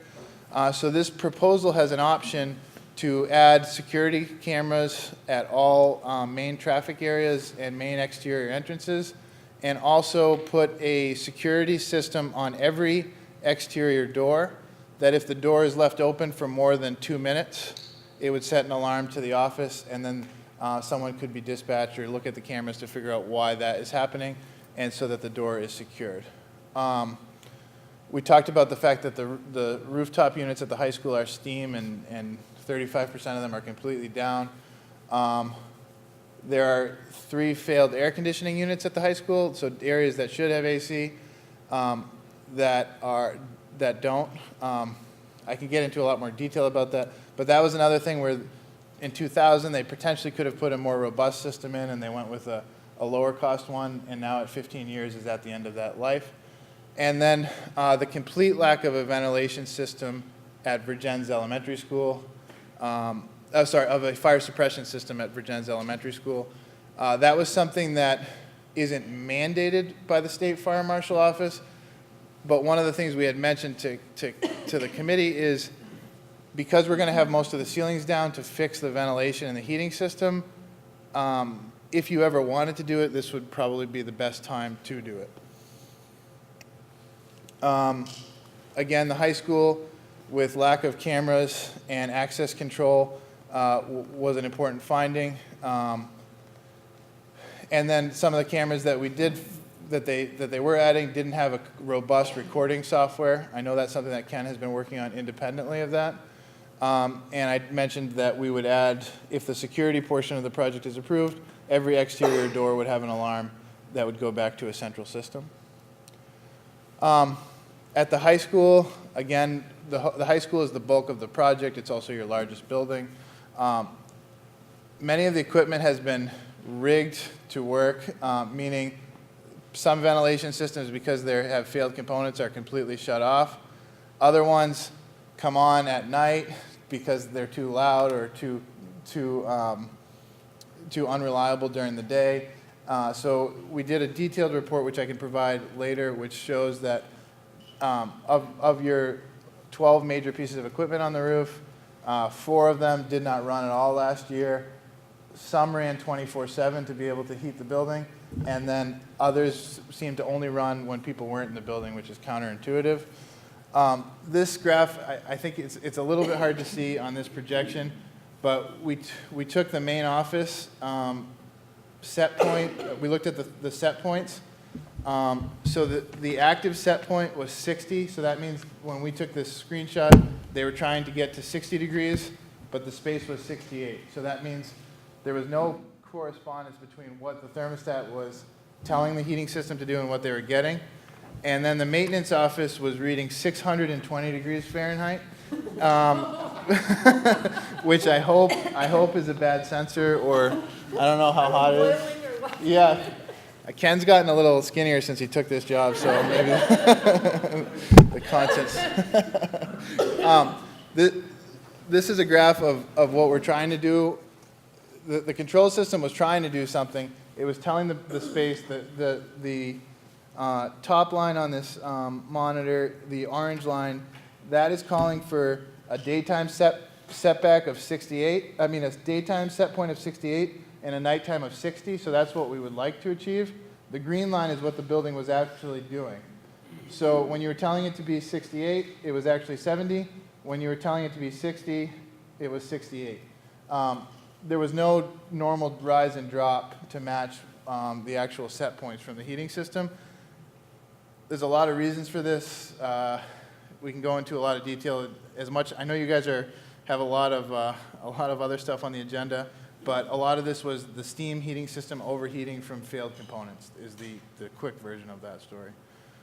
This is more zones where the cafeteria was 73 degrees, but it was trying to be 65. So it was an 8-degree overshoot in that zone. This is a picture of the high school where originally the design prints that we had showed that the air conditioning components would be integral to the HVAC unit you see there on the right. What actually happened is at some point that air conditioning was cut out, and then it was put back in with what I would call residential style air conditioner. So if anybody has central air at their house, those things there is what you might see in your backyard. You don't ever see those on commercial buildings. So what happened is they're usually built into what's called a packaged rooftop equipment, and it's all part of the same unit. So I don't know how this happened, but usually you're over budget. What can we cut out? Let's cut out the AC. Then next year, boy, it's hot in this office. Let's put the AC back in. So in going over these things with the committee, I think it was decided that let's try and do this right the first time versus lowest cost and then retrofitting it over the next couple of years. And so that's why we started with a lower budget, and then we've ended up here as a potential warrant article to go forward. If the board decides to go through with everything we've talked about as part of our study, it would mean all LED lighting with integral motion sensing and dimming in all of the spaces at all of the 4 schools. HVAC code required improvements at the high school and replacement of all the failed heating pipes and rooftop units. High efficiency boilers put in at the high school and Virgins Elementary. Virgins Elementary also has 2 boilers. One that does about 2/3 of the school, and then a 1973 boiler that does the remaining third of the school. So there's really no reason for a school of that size to have 2 separate heating plants. So we're proposing consolidating it to 1 high efficiency and removing the extra boiler and pumping. New controls at the high school and Virgins Elementary, new rooftop units and heat pumps at the high school, removal of the 1970s unit vents at Virgins Elementary, insulation improvements, replacement of the transformers at the high school to high efficiency electrical transformer, required fire alarm and sprinkler improvements throughout the district, and solar PV at the high school. One other thing is, I know at Virgins Elementary specifically, there are 3 or 4 classrooms that are used almost year-round, which currently don't have air conditioning. So as part of this project, we would add air conditioning to those classrooms that are used year-round. That's a lot of information. I know that that members of the committee have seen a lot of this before. That's a quick overview of the scope. Do you want me to get into the budget at all, or is that all part of the next part? Okay. If people have specific questions that they want to ask Mike about what he said or any of the things that are on the So it's a roof-mounted solar system that would generate solar power for use at the high school facility. So electricity. Yeah, and it would just be located at the high school roof. Was that considered for the elementary school too? No, only because we picked, the high school has the largest load, and this project is going to substantially drop your electric load at all the complexes. And it also, the high school also has a roof that's only 3 years old. So based on that information, we picked, but just to be clear, it's not the entire high school roof that's 3 years old. There's 2 portions of the high school roof that's 3 years old. One of the reasons, the roofs have a life of 20 to 25 years. That's the same as the solar panels. So we were trying to match up the newest roof with your highest use, so we picked that location. It doesn't mean something couldn't be done at a future time anywhere else, or even potentially as part of this, but that's why we've landed there. I mean, the original thought was, to try and put as much solar in as possible at the least cost as possible, which historically has been ground-mounted photovoltaic arrays, in green fields. I mean, that's what's next to the high school, for example. Right. But because there has been so much PV installed recently in the state of Vermont and in our region, the state has tried to now discourage so much ground-mounted PV, so that became less of an attractive option. I mean, we're thinking about putting it at Ferrisburg, for example, because they've got a lot of land. So roof mounting became the kind of like the best option to get through permitting. And secondly, they're also constrained because there's so much solar now in our neck of the woods. I mean, there's a megawatt next to the high school. The Vorstevelt's put in, 3 megawatts or something like that? 40 acres. Yeah, so there's a lot of PV, and so they don't want that solar energy backfeeding up through to high voltage, through the transformers. So really what they want is all of the solar-produced electricity to be consumed in our area, and we're kind of starting to max out. So that's also going to constrain how big a solar array we can put here at the school. We've heard sort of anecdotally that, they're willing to work with a public high school. They don't want to shut us down, but for those reasons, we have proposed putting it on the roof and keeping it smaller than maybe we originally thought it might be.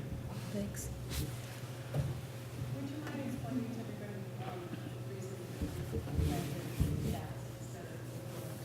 Yeah, so in general, we did look at wood heating systems. The cost for wood is substantially more than gas, by about $1 million. And the wood infrastructure basically makes hot water. And because so much of the problems with this school have been related to hot water coils or steam coils blowing up on the roof, cracking, it was decided that gas heat up on the roof would be a better option than using wood, converting that to 180-degree water and then pumping it around your building.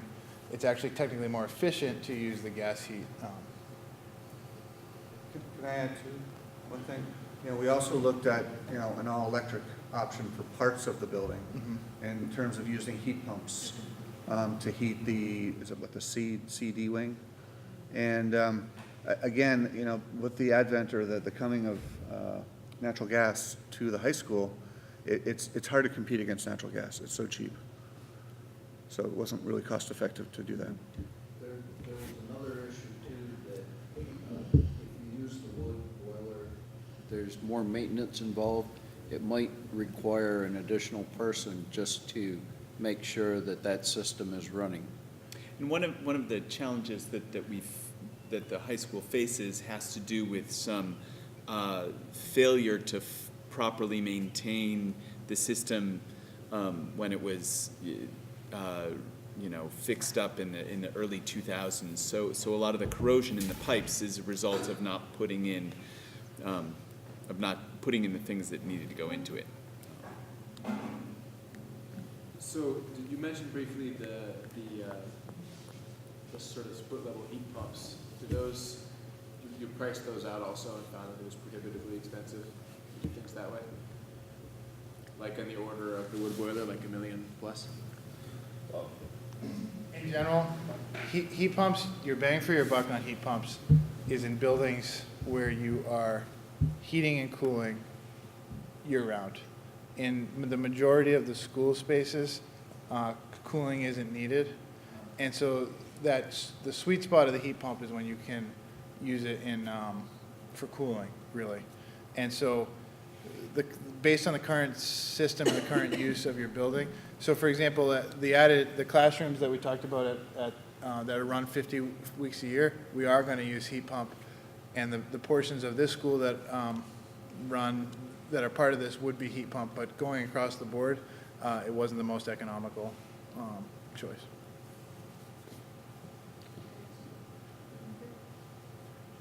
Thank you.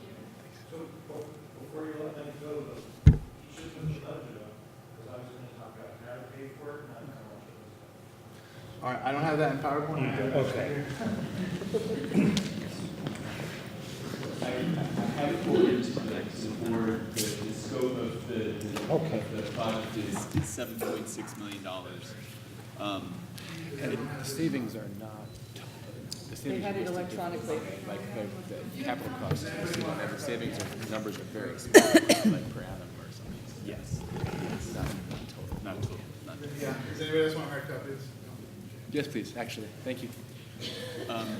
So Jeff Glassberg, who's a former member of the high school board and the supervisory union board, and has been on the facilities committee both as a member of the board but also as a member of the public for the last year and a half, is going to talk to us about the bond or about the financial issues involved with this, for which I'm very grateful. Thank you, Jeff. Good evening. So how would we pay for this? The theory that we had talked about several years ago, back when I was on the board, was looking at the timing of the completion of paying off the bond for the high school edition that was issued in the year 2000. So come fiscal year 2020, the final payment on that bond would be made. The cost of that bond changes annually. It's not like a home mortgage where you get a fixed payment for the whole term. The amount of principal and interest changes on an annual basis. But roughly speaking, that 2020, that year 2000 bond that's over in 2020 has consumed about $400,000 a year plus in debt service, that's principal and interest, that the school district has paid. So think of that as a fixed cost, okay? $400,000 has been this fixed cost. We're going to stop paying that in 2020. The thought had been that now come in 2020, we'd have a new bond issue to pay for improvements to the school and keep our fixed costs flat, okay? So we borrow more money come 2020 to deal with the next round of capital improvements and repairs that were needed. That theory still works, but we're looking at slightly different timing. So I want to talk about both the timing and net cost. We're suggesting that we would bring a bond issue to the voters this coming March of 2018 for work that would be completed during the summer of 2018 and placed online during the fall and winter. So we would be 2 years ahead, if you will, of where we thought we might be. Why undertake these improvements now? There are a couple of reasons. One, we've had ample discussion this evening about the age of the STEAM system at the high school. We have gotten our money's worth. That is a 1959 system. So if you think of it in terms of being a homeowner, you've got a 1959, Buick LeSabre in the basement of your house, and every time that thing kicks on, you can hear it rumble. That's what we're working with. And we know that there have been problems with that system that have cost us time and cost us money. Gas service has now come to Virgins, and it's flowing. So we have the opportunity to achieve some savings now, and that opportunity had not previously existed. Third, we're still in a pretty good interest rate environment where the cost to borrow money today is historically low, and we don't know that that cost will be as low 2 years from now. So what we wanted to analyze was the ability to speed up this cycle of work, touch not only the high school, but all 4 buildings, accomplish improvements that are actually beyond the scope of just energy conservation, which include important security measures, and to try to do all that without affecting our fixed costs. And so we're working on an analysis that I want to have one more chance to review with Elizabeth before we pass out publicly. The Facilities Committee will meet again Wednesday morning, and we can walk through this. But roughly speaking, again, let's go back. We have this $400,000 debt service. If we, that's at the high school. That's the bond that burns off in 2020. EEI has come up with a scope of work, and as part of their proposal is guaranteeing to us savings in utility costs of a little over $200,000 a year, okay, as compared to current utility costs, okay? So now we have essentially, from my perspective, $600,000 to work with. We have our fixed costs of debt service, and we have about $200,000 that we're paying for utilities that we'll no longer have to spend on utilities. The cost to implement this $7.6 million of work, pay that off on a 20-year bond, and only pay interest for the next 2 years, and then interest and principal for 18 years, is going to run us about $600,000 a year. It's about a wash. And in fact, some of the forecast shows that maybe we'd actually have some savings and drive down our fixed costs. So the objective here is to try to not have an impact on the aggregate budget, to keep our fixed costs flat, to advance when we can get this work done, and get it done this summer. That's the goal. And it looks like we can accomplish that. Again, we want to confirm all our assumptions, but based on what we know and using this year, FY18, as the benchmark year against which we measure whether we have an effect on our fixed costs, it looks like we can do this without exceeding FY18's cost for debt service and utilities.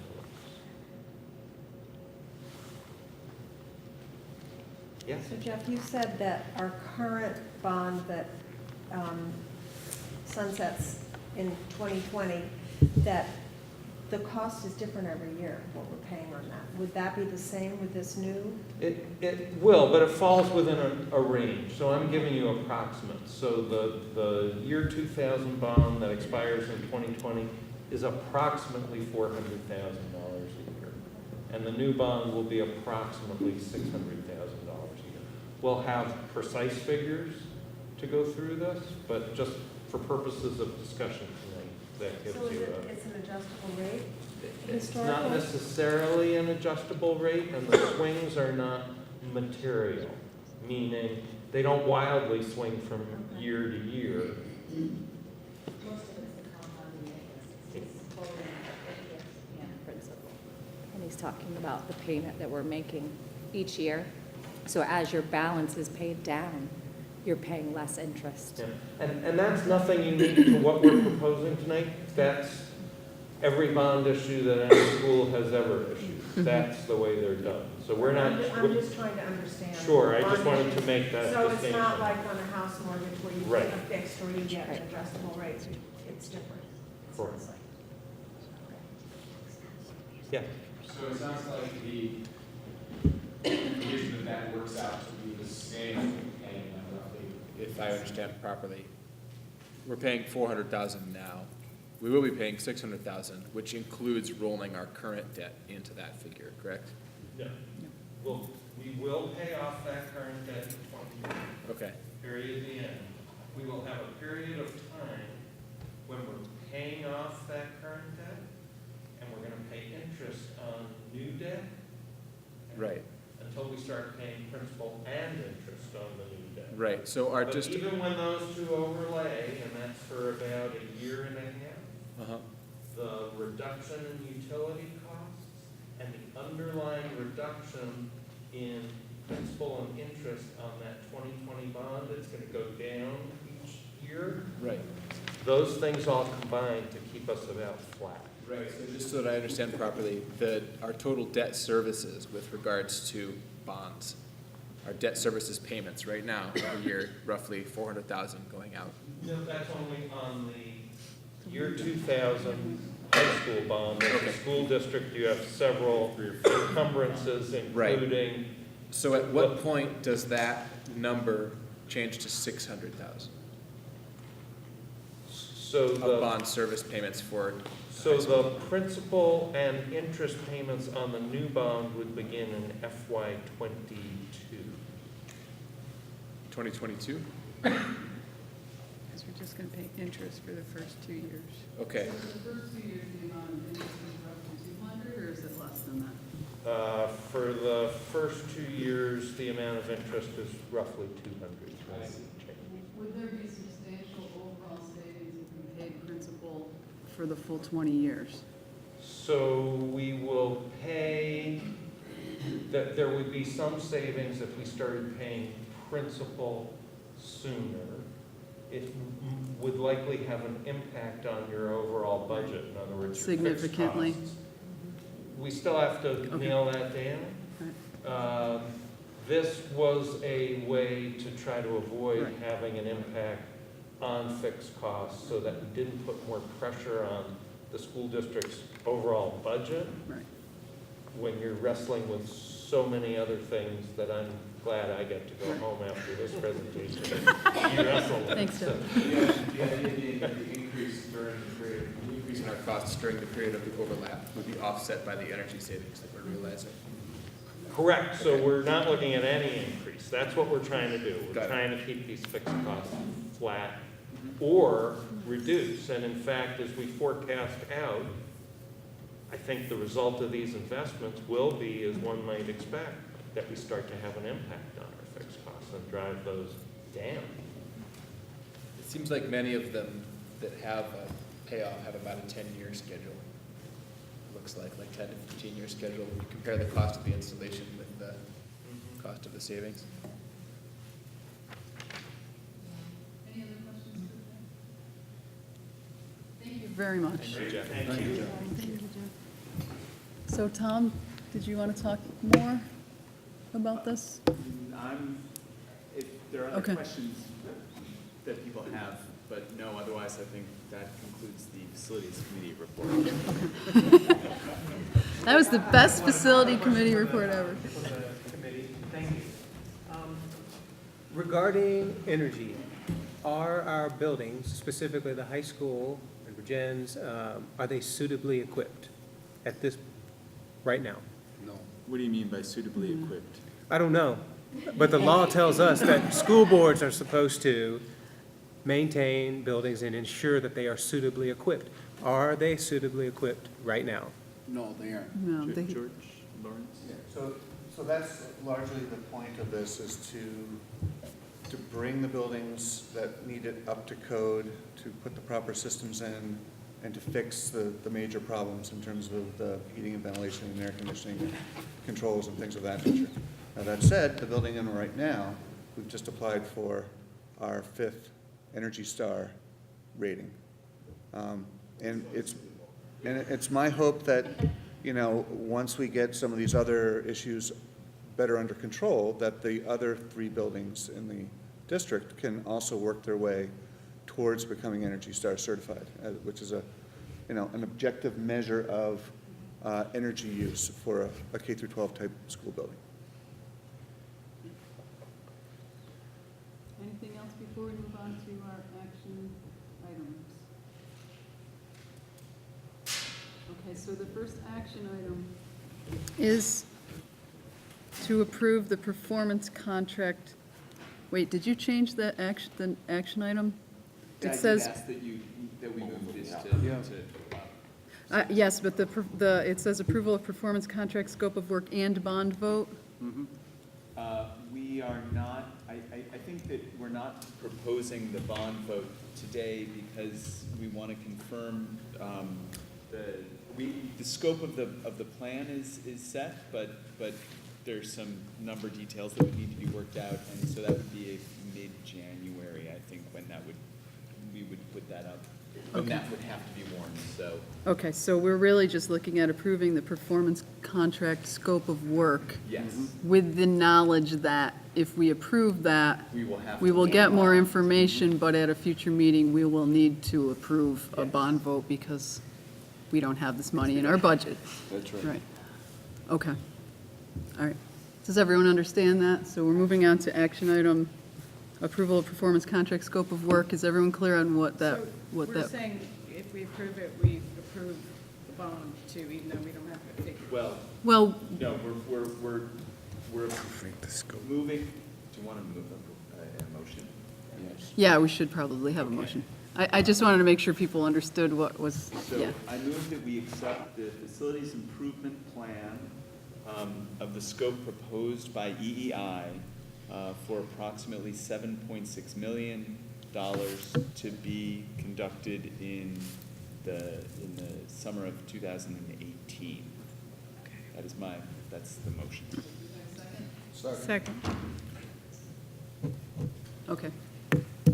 So, are there questions about what, do people understand what we're voting on here? This was the list of 10 that we had on the slide, the end is the scope. Yeah. I mean, yes. It's in the The basic. Yep. Yes. Yep, the heat, the lighting, the security, that list. The code updates. Yep. Okay. For all four buildings. Yep. I just want to say thank you so much to you guys for really sticking with this facilities committee. You have put in a lot of work here, so thank you. Okay, any more questions? Are we ready to vote? All right, all in favor of approving the scope of work for the performance contract, say aye. Aye. Any opposed? Excellent. All right, so we will hear more about financing at a future January meeting. Excellent. Thank you, Jeffrey. Thank you, Mike. Oh, he left. Thank you. Okay, so now we are approval of minutes of November 7th and November 13th. Do we have a motion? So moved. Second. Okay, any changes or edits to those minutes? All right, all in favor of approving those minutes, please say aye. Aye. Any opposed? Okay. Approval of bills and director's orders. Okay, so we have accounts payable for for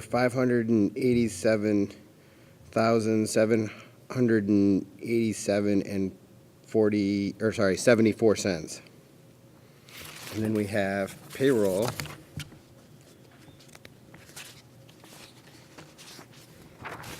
for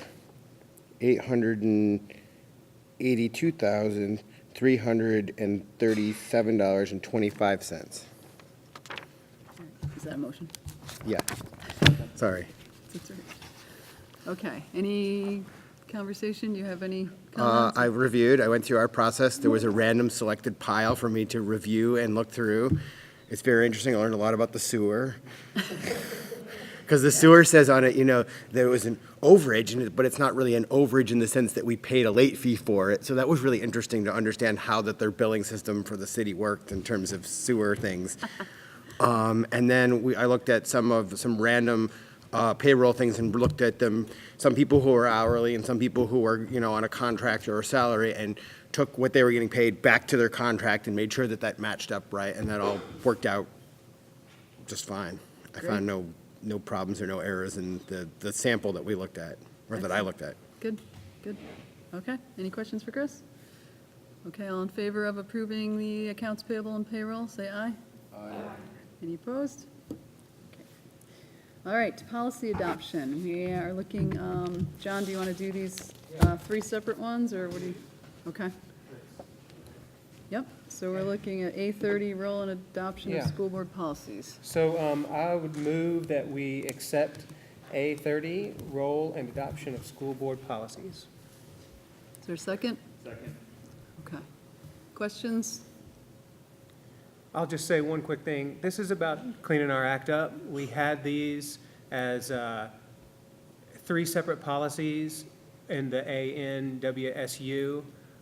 This is the VSBA model, basically word for word for the model policy, which has been vetted, of course, by their council.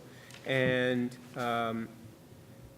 you know, this is making a new policy should be a pretty tricky endeavor. And now that we have our full set, this makes sure that we have a good system for bringing up new policies, making changes, and disseminating them to the district. Now, this is not a required policy, though, correct? It's not. Okay. Any other questions or thoughts about this before we vote? Okay. All those in favor of adopting this policy, please say aye. Aye. Any opposed? Okay. All right, C41. Okay, so I'll bring this one forward and move that we bring forward C41, intra-district elementary school choice policy. Is there a second? Okay. Okay. Questions, comments? And I can't find in there about school choice. I don't believe it's in the Articles of Agreement. Okay, because somewhere along the line that was said, that it was in the Articles of Agreement, and that's why we had to really. School councils, School councils, but I thought there was something in there, but. No, I don't think so. Okay. Is this the one that we sent back to you? Did we discuss this at our November meeting? No. We had a little conversation about this policy, but this is the first time we've looked at Okay. it to adopt, to potentially adopt. The transfer, that was. We did the transfer one, yep. Transfer schools or something. Right. And we did adopt that, so that is a standing policy now. Finn? I'm curious how you arrived at the 5% ratio for our pilot program. Is there a story behind that? It seemed like a reasonable compromise between nothing and a free-for-all. And, you know, this has the potential to be disruptive. And so I think for a pilot, we thought that 5% was a fairly reasonable number to see what would happen and not cause chaos. It makes sense to me intuitively also, but just thinking about it now, I realized that in this school, that would be like 4.7 students, right? Or Which would, 3. it could be a lot if they all decide to leave. But So- right. I just mean 5% would be not very many. It's not much movement. The idea was in part, I think, to have us understand how much desire there is. We don't know. Right.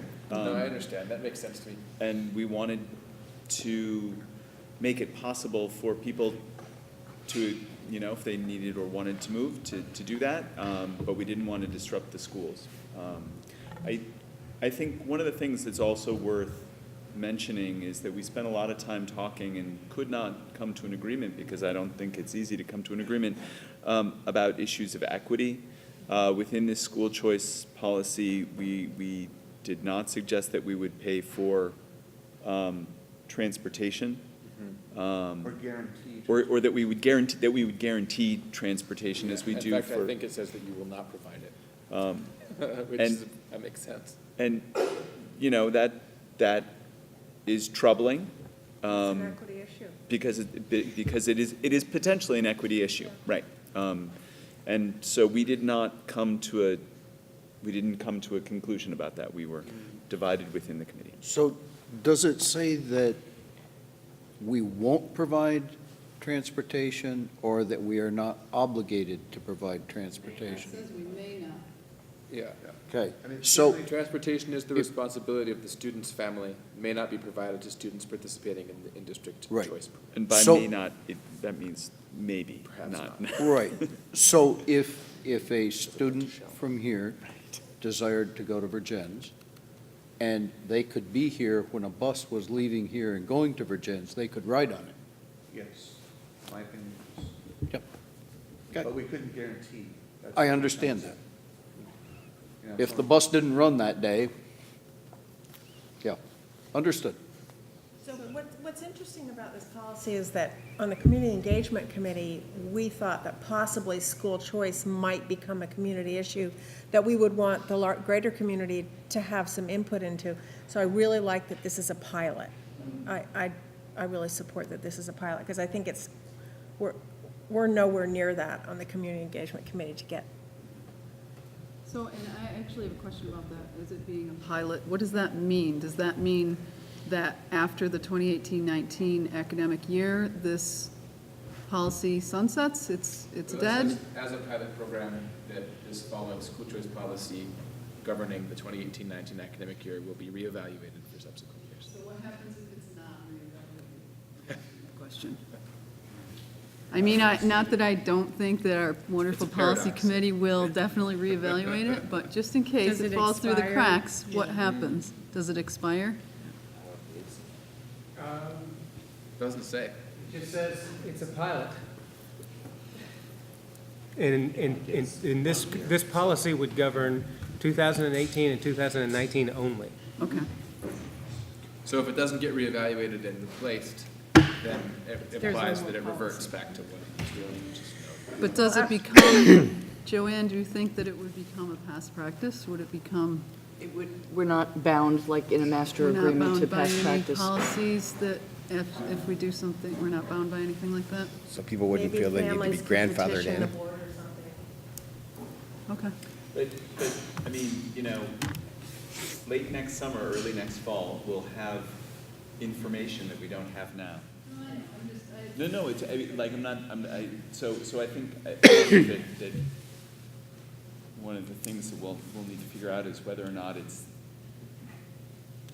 we don't yet have a clear, I think, system for who would take it back up. It's not clear that it would necessarily be the policy committee. The policy committee would be one of the people that would have that conversation, but how that gets triggered, well, we just talked, we just decided how that would. Yes, we If did. this gets passed, it will go on John's list, I believe, to reevaluate. Okay, any other comments or questions before we vote on this? I just have one Christine? question about, so if we pass this policy, then how do we disseminate this information to the school district? There would be a procedure. Procedures, correct, and timelines, yes. So before the end of this school year? Oh, So yes. people have, yeah, It okay. would, it would actually, you know, I'm going to bring this back to the administrative team and talk about timelines and notifying parents, but it's something we'll have to do at the first of the year. That's gonna be really fun. I wonder what's gonna happen. That's a good point. So I think if we want this to happen for next year, if we need to act on it soon, Yes. like, Yeah. as in now. Assuming that it passes. Yeah. There needs to be time to come up with procedures. Well, that's what I said, if we want,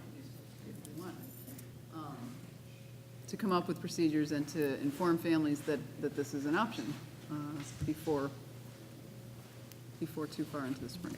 Thank you. All right, any other? Yeah, I have. Yep. I'm going to say my piece. Yep. So I'm going to speak just as me, okay? I promised as the policy chair that we would bring forward a policy about school choice for us to consider. And we did that last week as well as this week, okay? And the choices in front of us, or in front of me, I see are to use the transfer policy that we have already, or to add, right, and the transfer policy last time was, if a parent felt that they had an extenuating circumstance, a reason to make a choice, there would be a set of procedures that that parent could follow through to be able to advocate for a move, and we outlined a few of those. This policy is about, for me, is setting up a system that without a reason, a parent may move their child. They don't have to tell anyone. They can just petition to get to move, and if there's too many to move, there'll be some sort of a lottery and some sort of thing on the back end, right? Because we can't just have 15 kids from one grade in one school move, okay? So I'm going to vote against this because, for a couple of reasons. Number one, the equity position is troubling to me if we're going to be about choice. Who gets the opportunity to make those choices? The second reason is I'd like to see the procedures get put in place for the transfer, because as far as I can tell, and we've asked Joanne a number of times, who's asking for school choice? And I think you said, you know, 1 or 2 or something like that, right? There's no clamoring at the district level to us as a member of this board, or even to the superintendent, that this school choice policy is what we need right now. Now, I'm not saying that I'm not going to vote for it in the future, but right now, my reasons are that I'd like to see the procedures to be put in place, and maybe those will take care of the school choice issues that we have, and those are essentially my reasons, okay? Finn? Oh, George, sorry, I guess you're first. It just seems to me that that was one of the benefits of the consolidation, was that it gave us that opportunity to allow that within the district. And at the level that your proposed policy is set, I don't believe that it's going to cause a disruption anyplace. If there may be that a parent would feel that what's special about one of the schools was more appealing to them than what was special about the school they were in. And that isn't anything that would justify a move under the present policy, because that, in my understanding, is a move from someone that's under duress. So I think that this is just part of our consolidation, and if that's what it actually is, then I think we should support it.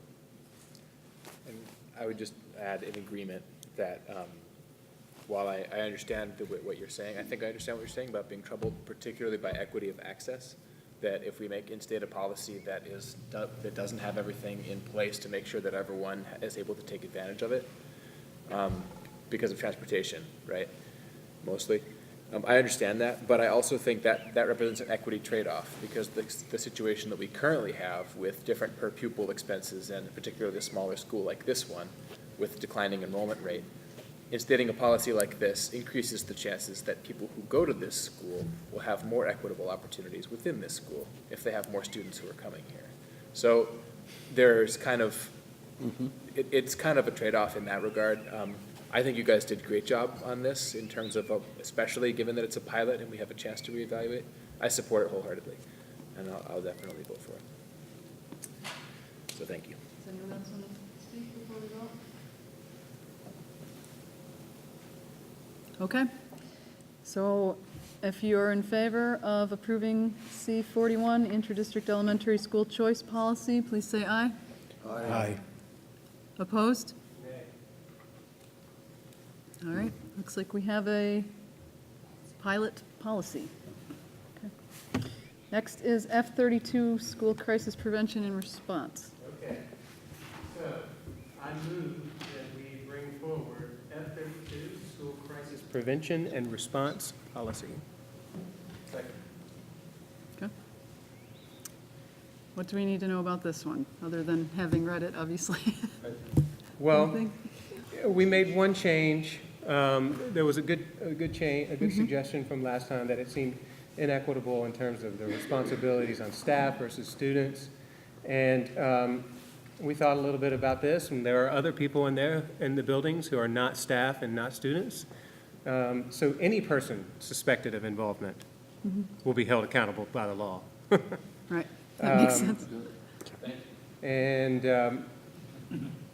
I think that coupled with the main reason we pulled this back is we really thought that we needed to move the video camera piece into this, but this is its own policy about school crisis prevention, and it makes very clear to all involved in the district exactly what responsibilities there are Okay.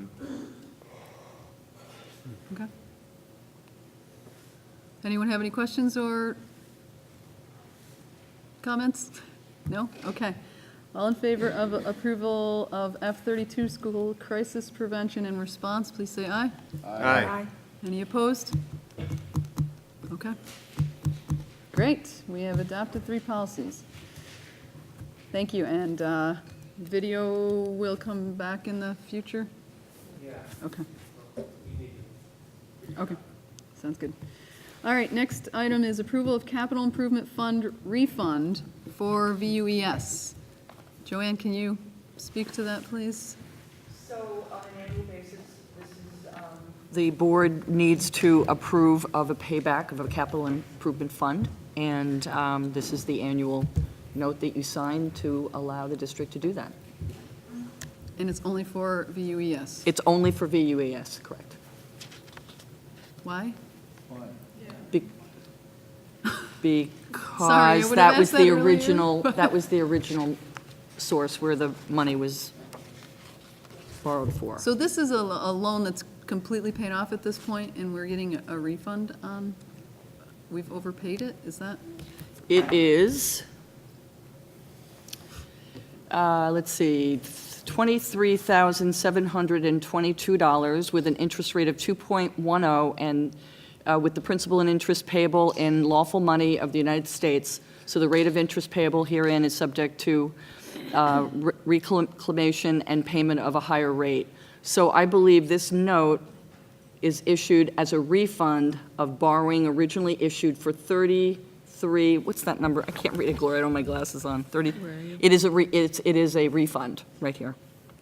Borrowing originally issued for $83,028.39 on December 31st of 2012, which was issued to make roof repairs. Yeah. How do we get a refund for money that we borrowed?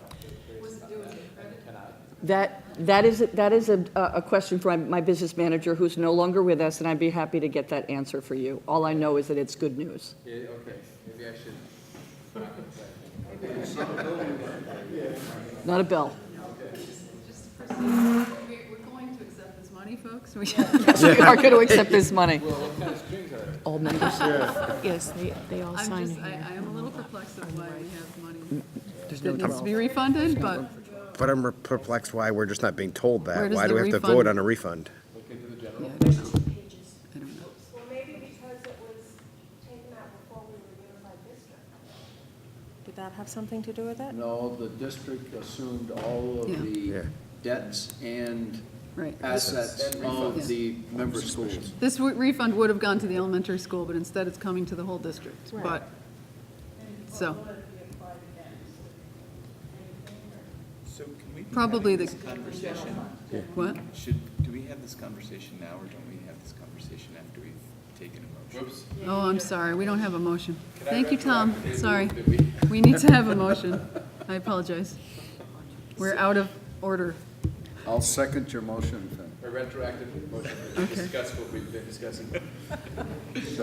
My bad, I'd sorry. like to move that we approve Sorry. the capital improvement fund refund. For VUES. Second. Great. Thank you, Tom. Thank you. Sorry. Keeping us on track.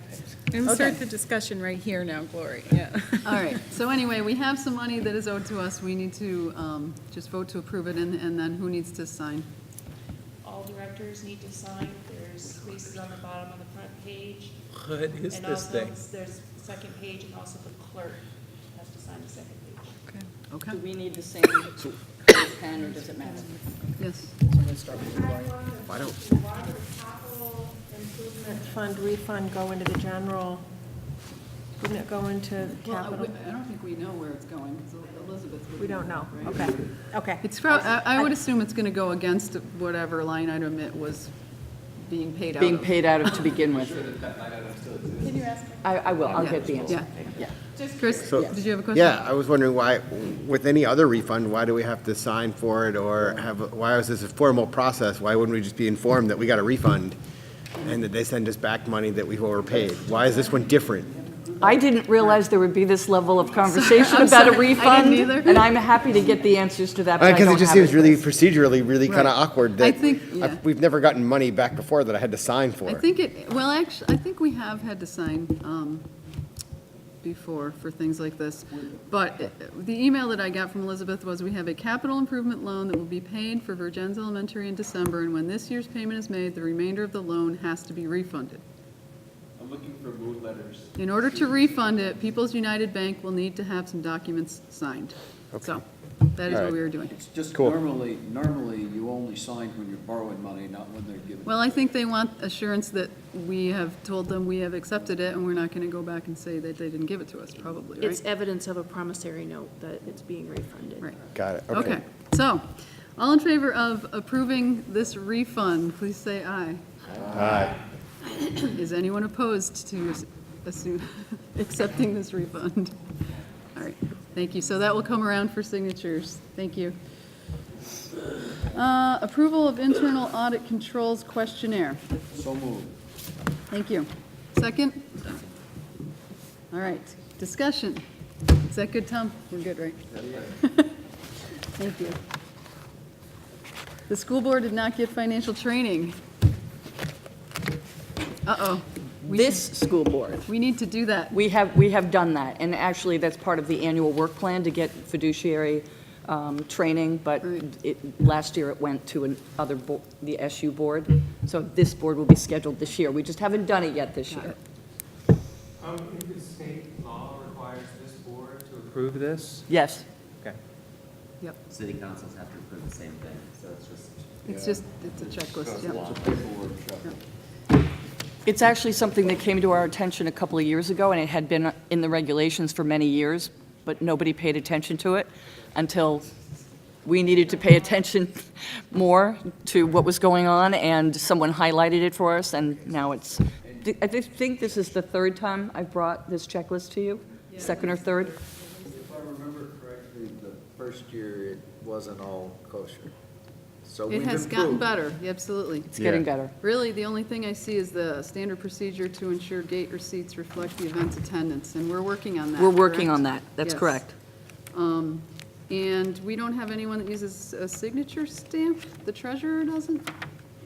No. No, he signs everything. Yes. Wow, okay. Yeah. All right. Does anyone have any questions or concerns about this? Okay, all in Is that the favor of original for accepting the, what is it? Audit controls. Audit questionnaire. controls, internal audit controls questionnaire. Please say aye. Aye. Any opposed? Thank you. Can you sign, please? Oh, I can sign. Okay, we skipped that one. Approval of the contract for Director of Learning, an interim contract? Interim. No, it's not an interim, it's a contract till the end of this school year, Okay, but the position is interim. we need a motion, please. So moved. Okay. Joanne, did you want to tell us any more? I know you had information in your, Sure. I gave you a little bit of information. You know, to jump into a school district at this juncture, learning some very technical things about the consolidated federal grant. I've been working with Kim for over a week now, and I'm very impressed with her ability to get her arms around this. This relationship will be mutually beneficial because she just received her license as a director of curriculum. She wants to jump into this particular position, so we will be giving her an opportunity to gain some knowledge there, and she will be helping us out by getting the management of the Consolidated Federal Grant underway. I'm also going to take advantage of her background in mathematics. She has an extensive background. She's currently working as a math coach in the South Burlington School District with K through grade 12 teachers. And I think it's an opportunity for us to gain from her content knowledge there. And she's been very steeped in proficiency work and personalized learning. So while she's not doing the Consolidated Federal Grant, I'm hoping she's going to be able to advise us on our proficiency initiatives. great. Any questions? Okay. All in favor of approving the contract for the Director of Learning, please say aye. Aye. Any opposed? Thank you. All right. Welcome. She's not here, but- All right, we need to assign a committee for a grievance hearing. Can I have a motion, please? I do, I have two dates that. Wait, we've moved, we need a second. Thank you. Okay. Ready for discussion? Yes, we are. I'm trying to begin. I've been going back and forth around dates, but now I have January 9th or the 11th. Was this the thing that you wrote to us about earlier? Yes. Possibly Is that? I think one of Yes. us did, yes. Yes. Yes. How many people do you need? I need 3 at least. I can do that. I can do 9th or that. the 11th. Yep. George and Finn. 9th or the 11th. Hang on, I said I could, but let me check. No, I'm working. I can. Yeah, I can't either. What time of day? Would this be 5 at o'clock? 5 Yep. o'clock? Oh, 5 o'clock. 9th or 11th of January? Correct. I can do it. Sue? Yes. The 9th is better, but I can also do it on the 11th. You can't do it, okay. No, no. You can, Mark can. John? Yeah, I saw it. 30% out on both of those dates, I'm sorry. Okay. Do you just have Finn and I so far? No, I have George, Gardner, Finn, Sue, and Mark on the 11th only. What a team. Okay. What? I said, what a team. What a team. Anyone else? I could do either one, so, Chris? yeah, Do you want to? whatever you guys need. You know? Either one will work. Okay. Great. So all in favor of designating that list of folks to hear this grievance in January, please say aye. Aye. Any opposed? All right, we Thank have you. a committee. Whew, that's all the action items. Okay, we're up for. Sue? Yes. I'm sorry, but this is obligating us to pay $24,000. I don't think so. Yeah, it is. It is hereby certified and recited that all acts, conditions, and things required to be done precedent to and in the issuance of this note have been done, have happened, and have been performed in regular and due form as required by law, and that the full faith and credit of said Addison Northwest School District are hereby irrevocably pledged for payment of this note. No, note, not credit, note. They want money. Well. Up above, they say it's issuing a refund, though. Yeah, But it's a refund it's, on the note. it's pretty ambiguous. If you read it all the way down through, it looks to me like what we're doing is we're signing that we're agreeing to take out a note. I don't know why. I think we've but- already taken out the note, and this is a yes. refund. So it's, We repaid the It's in original here. note. That, what we're saying there is not, no. This note for 23,000 is issued to refund a borrowing originally issued for 83,000 on December 31st. This borrowing was approved by a vote of the school directors in 2012 and authorized by a vote of the board of the school directors of the ANWSD at a meeting thereof duly noticed, called, and held on December 18th, 2017. Okay. Interest on this note will be payable at maturity. I think it's a Tom, I have a page, Oh. since there are so many questions, maybe Sorry. I should go ahead and read Please. this. It's a little lengthy, so let's see. All right. Addison Northwest School District Resolution Capital Improvement Refunding Borrowing.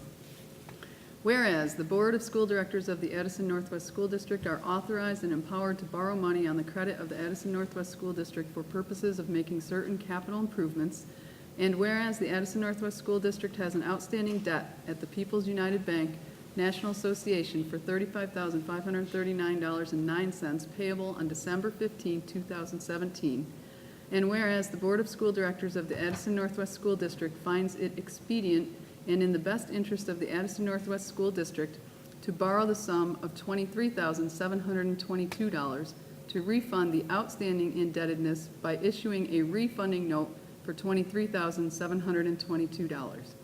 And whereas the Board of School Directors has been and is now providing essential governmental services and funds are needed to meet accruing costs of the same. Therefore, Be it resolved that the Board of School Directors of the Addison Northwest School District, for and in behalf of said Addison Northwest School District, issue a refunding note for $23,722 from the People's United Bank National Association. The said loan to be evidenced by a promissory note for $23,722 to be signed on behalf of said Addison Northwest School District by its Board of School Directors and dated December 15, 2017, payable to People's United Bank National Association on the December 14, 2018, with interest at the rate of 2.1% per annum. Be it further resolved that said evidence of debt, when issued and delivered pursuant to this resolution, shall be a valid and binding general obligation. We, blah, blah, blah, blah, blah, blah. I'm skipping ahead here. There's 4 more paragraphs. We further certify that this borrowing is for the purpose of refunding a borrowing originally issued for $83,028.39 on December 31st, 2012, which was issued to make roof repairs. Further, we hereby certify to and covenant with People's United Bank National Association, its successors and assigns, including specifically the transferees, assignees, holders, and owners of the above described note, that, I don't know, there must be another page. But, so it is saying that we borrowed, the original note was $83,000. And we owed 35 on the 15th, which we apparently haven't paid, and they want us to sign a note for this. To refund the outstanding They're indebtedness. using refund. Yeah. They need actually more like refinance. Yeah, refinance, yeah. Yeah. Yeah, this is a refinance. This is borrowing money. No. It's not a refund. You're right, George. Now I don't know, but I still don't really know why. Why Is are it we just signing this? bank speak for a refund? I mean, It's bank speak for refinance. Never gotten a refund for anything else. I think they mean refunding it, as in funding it again. Yeah. Right. No, but the amounts Yeah. don't match. That doesn't make sense. 'Cause Yeah, I know. we owe something like 35, Okay, 38. I think Joanne's going to research this. Can we move on to our next agenda item? I know, we have approved it. So, Yeah, we didn't right. approve Alone. Right. No. I move that can I do this? That we revoke?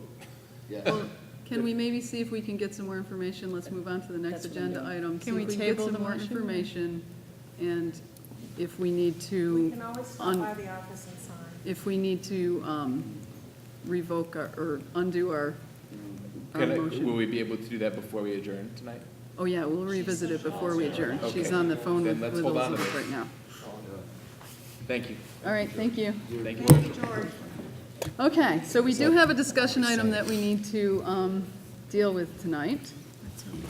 And it is, we got some information in our packet. This is for discussion tonight and will be for voting in January.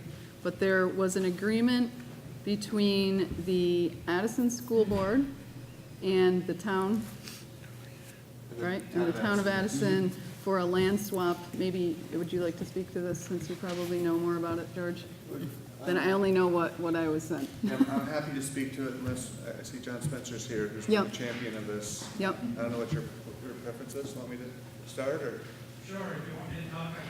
So I was on the school board when we started this process, and I was, in full disclosure, I was also on the town hall committee for a time, although I've kind of fallen off of that.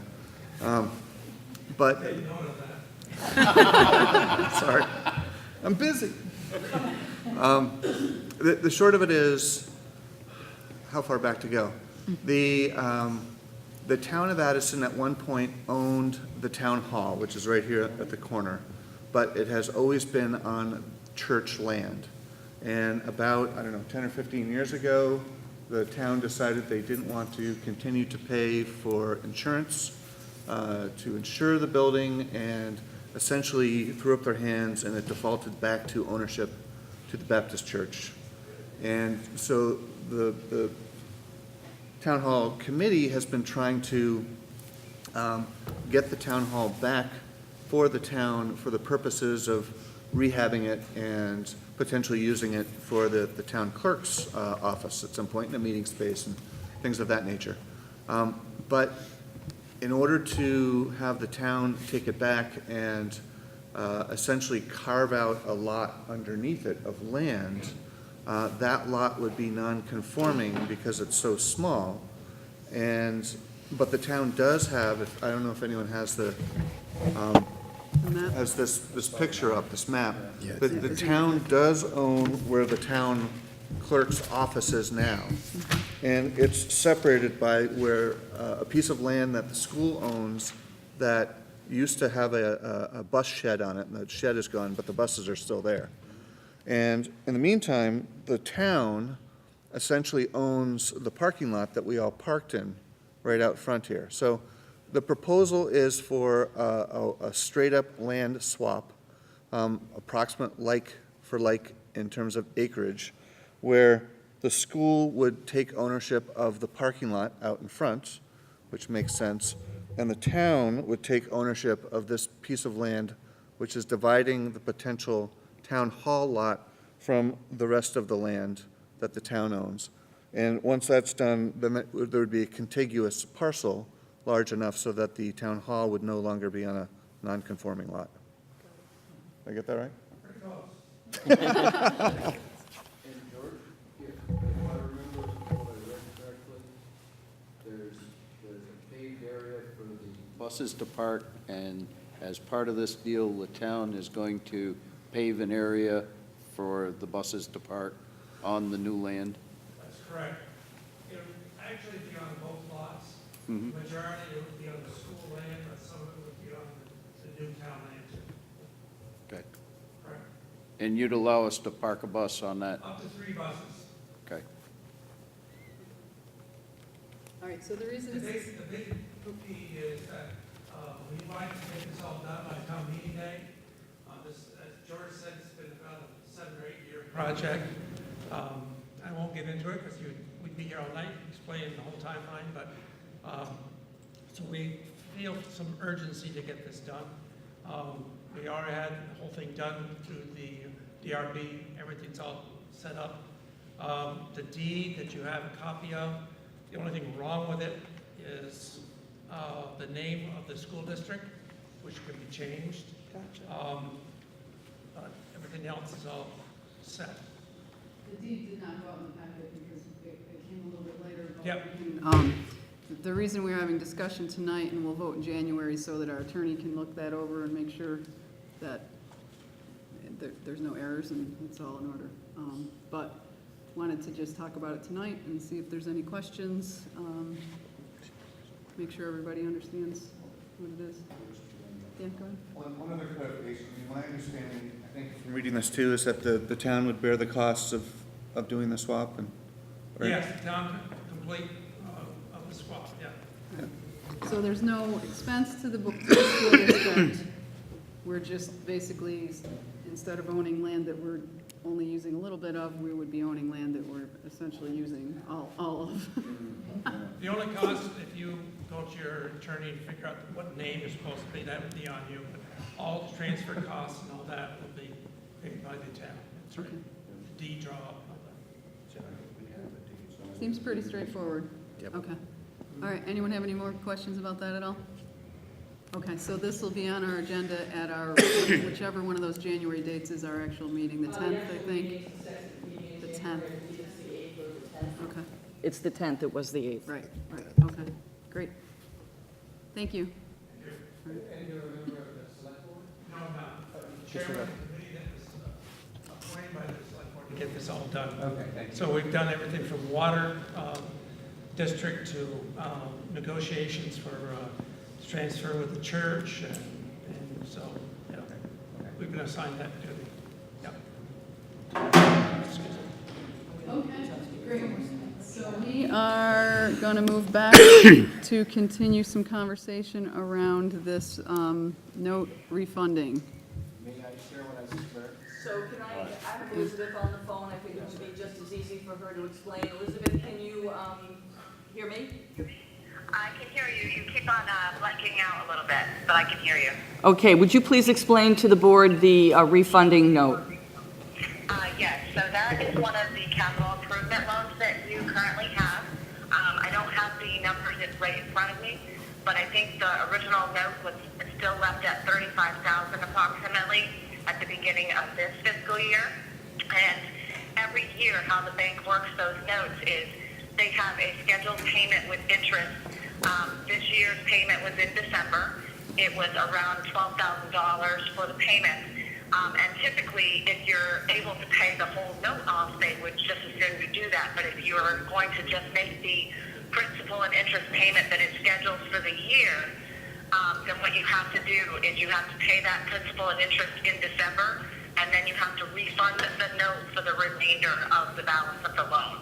And so they've been doing that each year for you guys. And that's just the refunding of the note. I think the balance will be $23,000 when you sign that. We were Okay. under the mistaken impression that we were actually being Funded. refunded the money.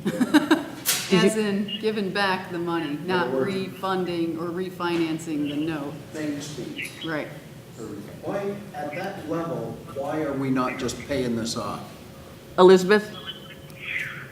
Well, I think there was one other board meeting previously where I mentioned if we were capable, excuse me, of paying off the loan, we would want to do that. And you actually have two capital improvement loans. There's two different schools that have them. So ideally, yes, you would want to just pay it off because then you're not refunding it each year and you're not paying extra interest. Unfortunately, the status of your current year budget, I don't think it's wise at this time.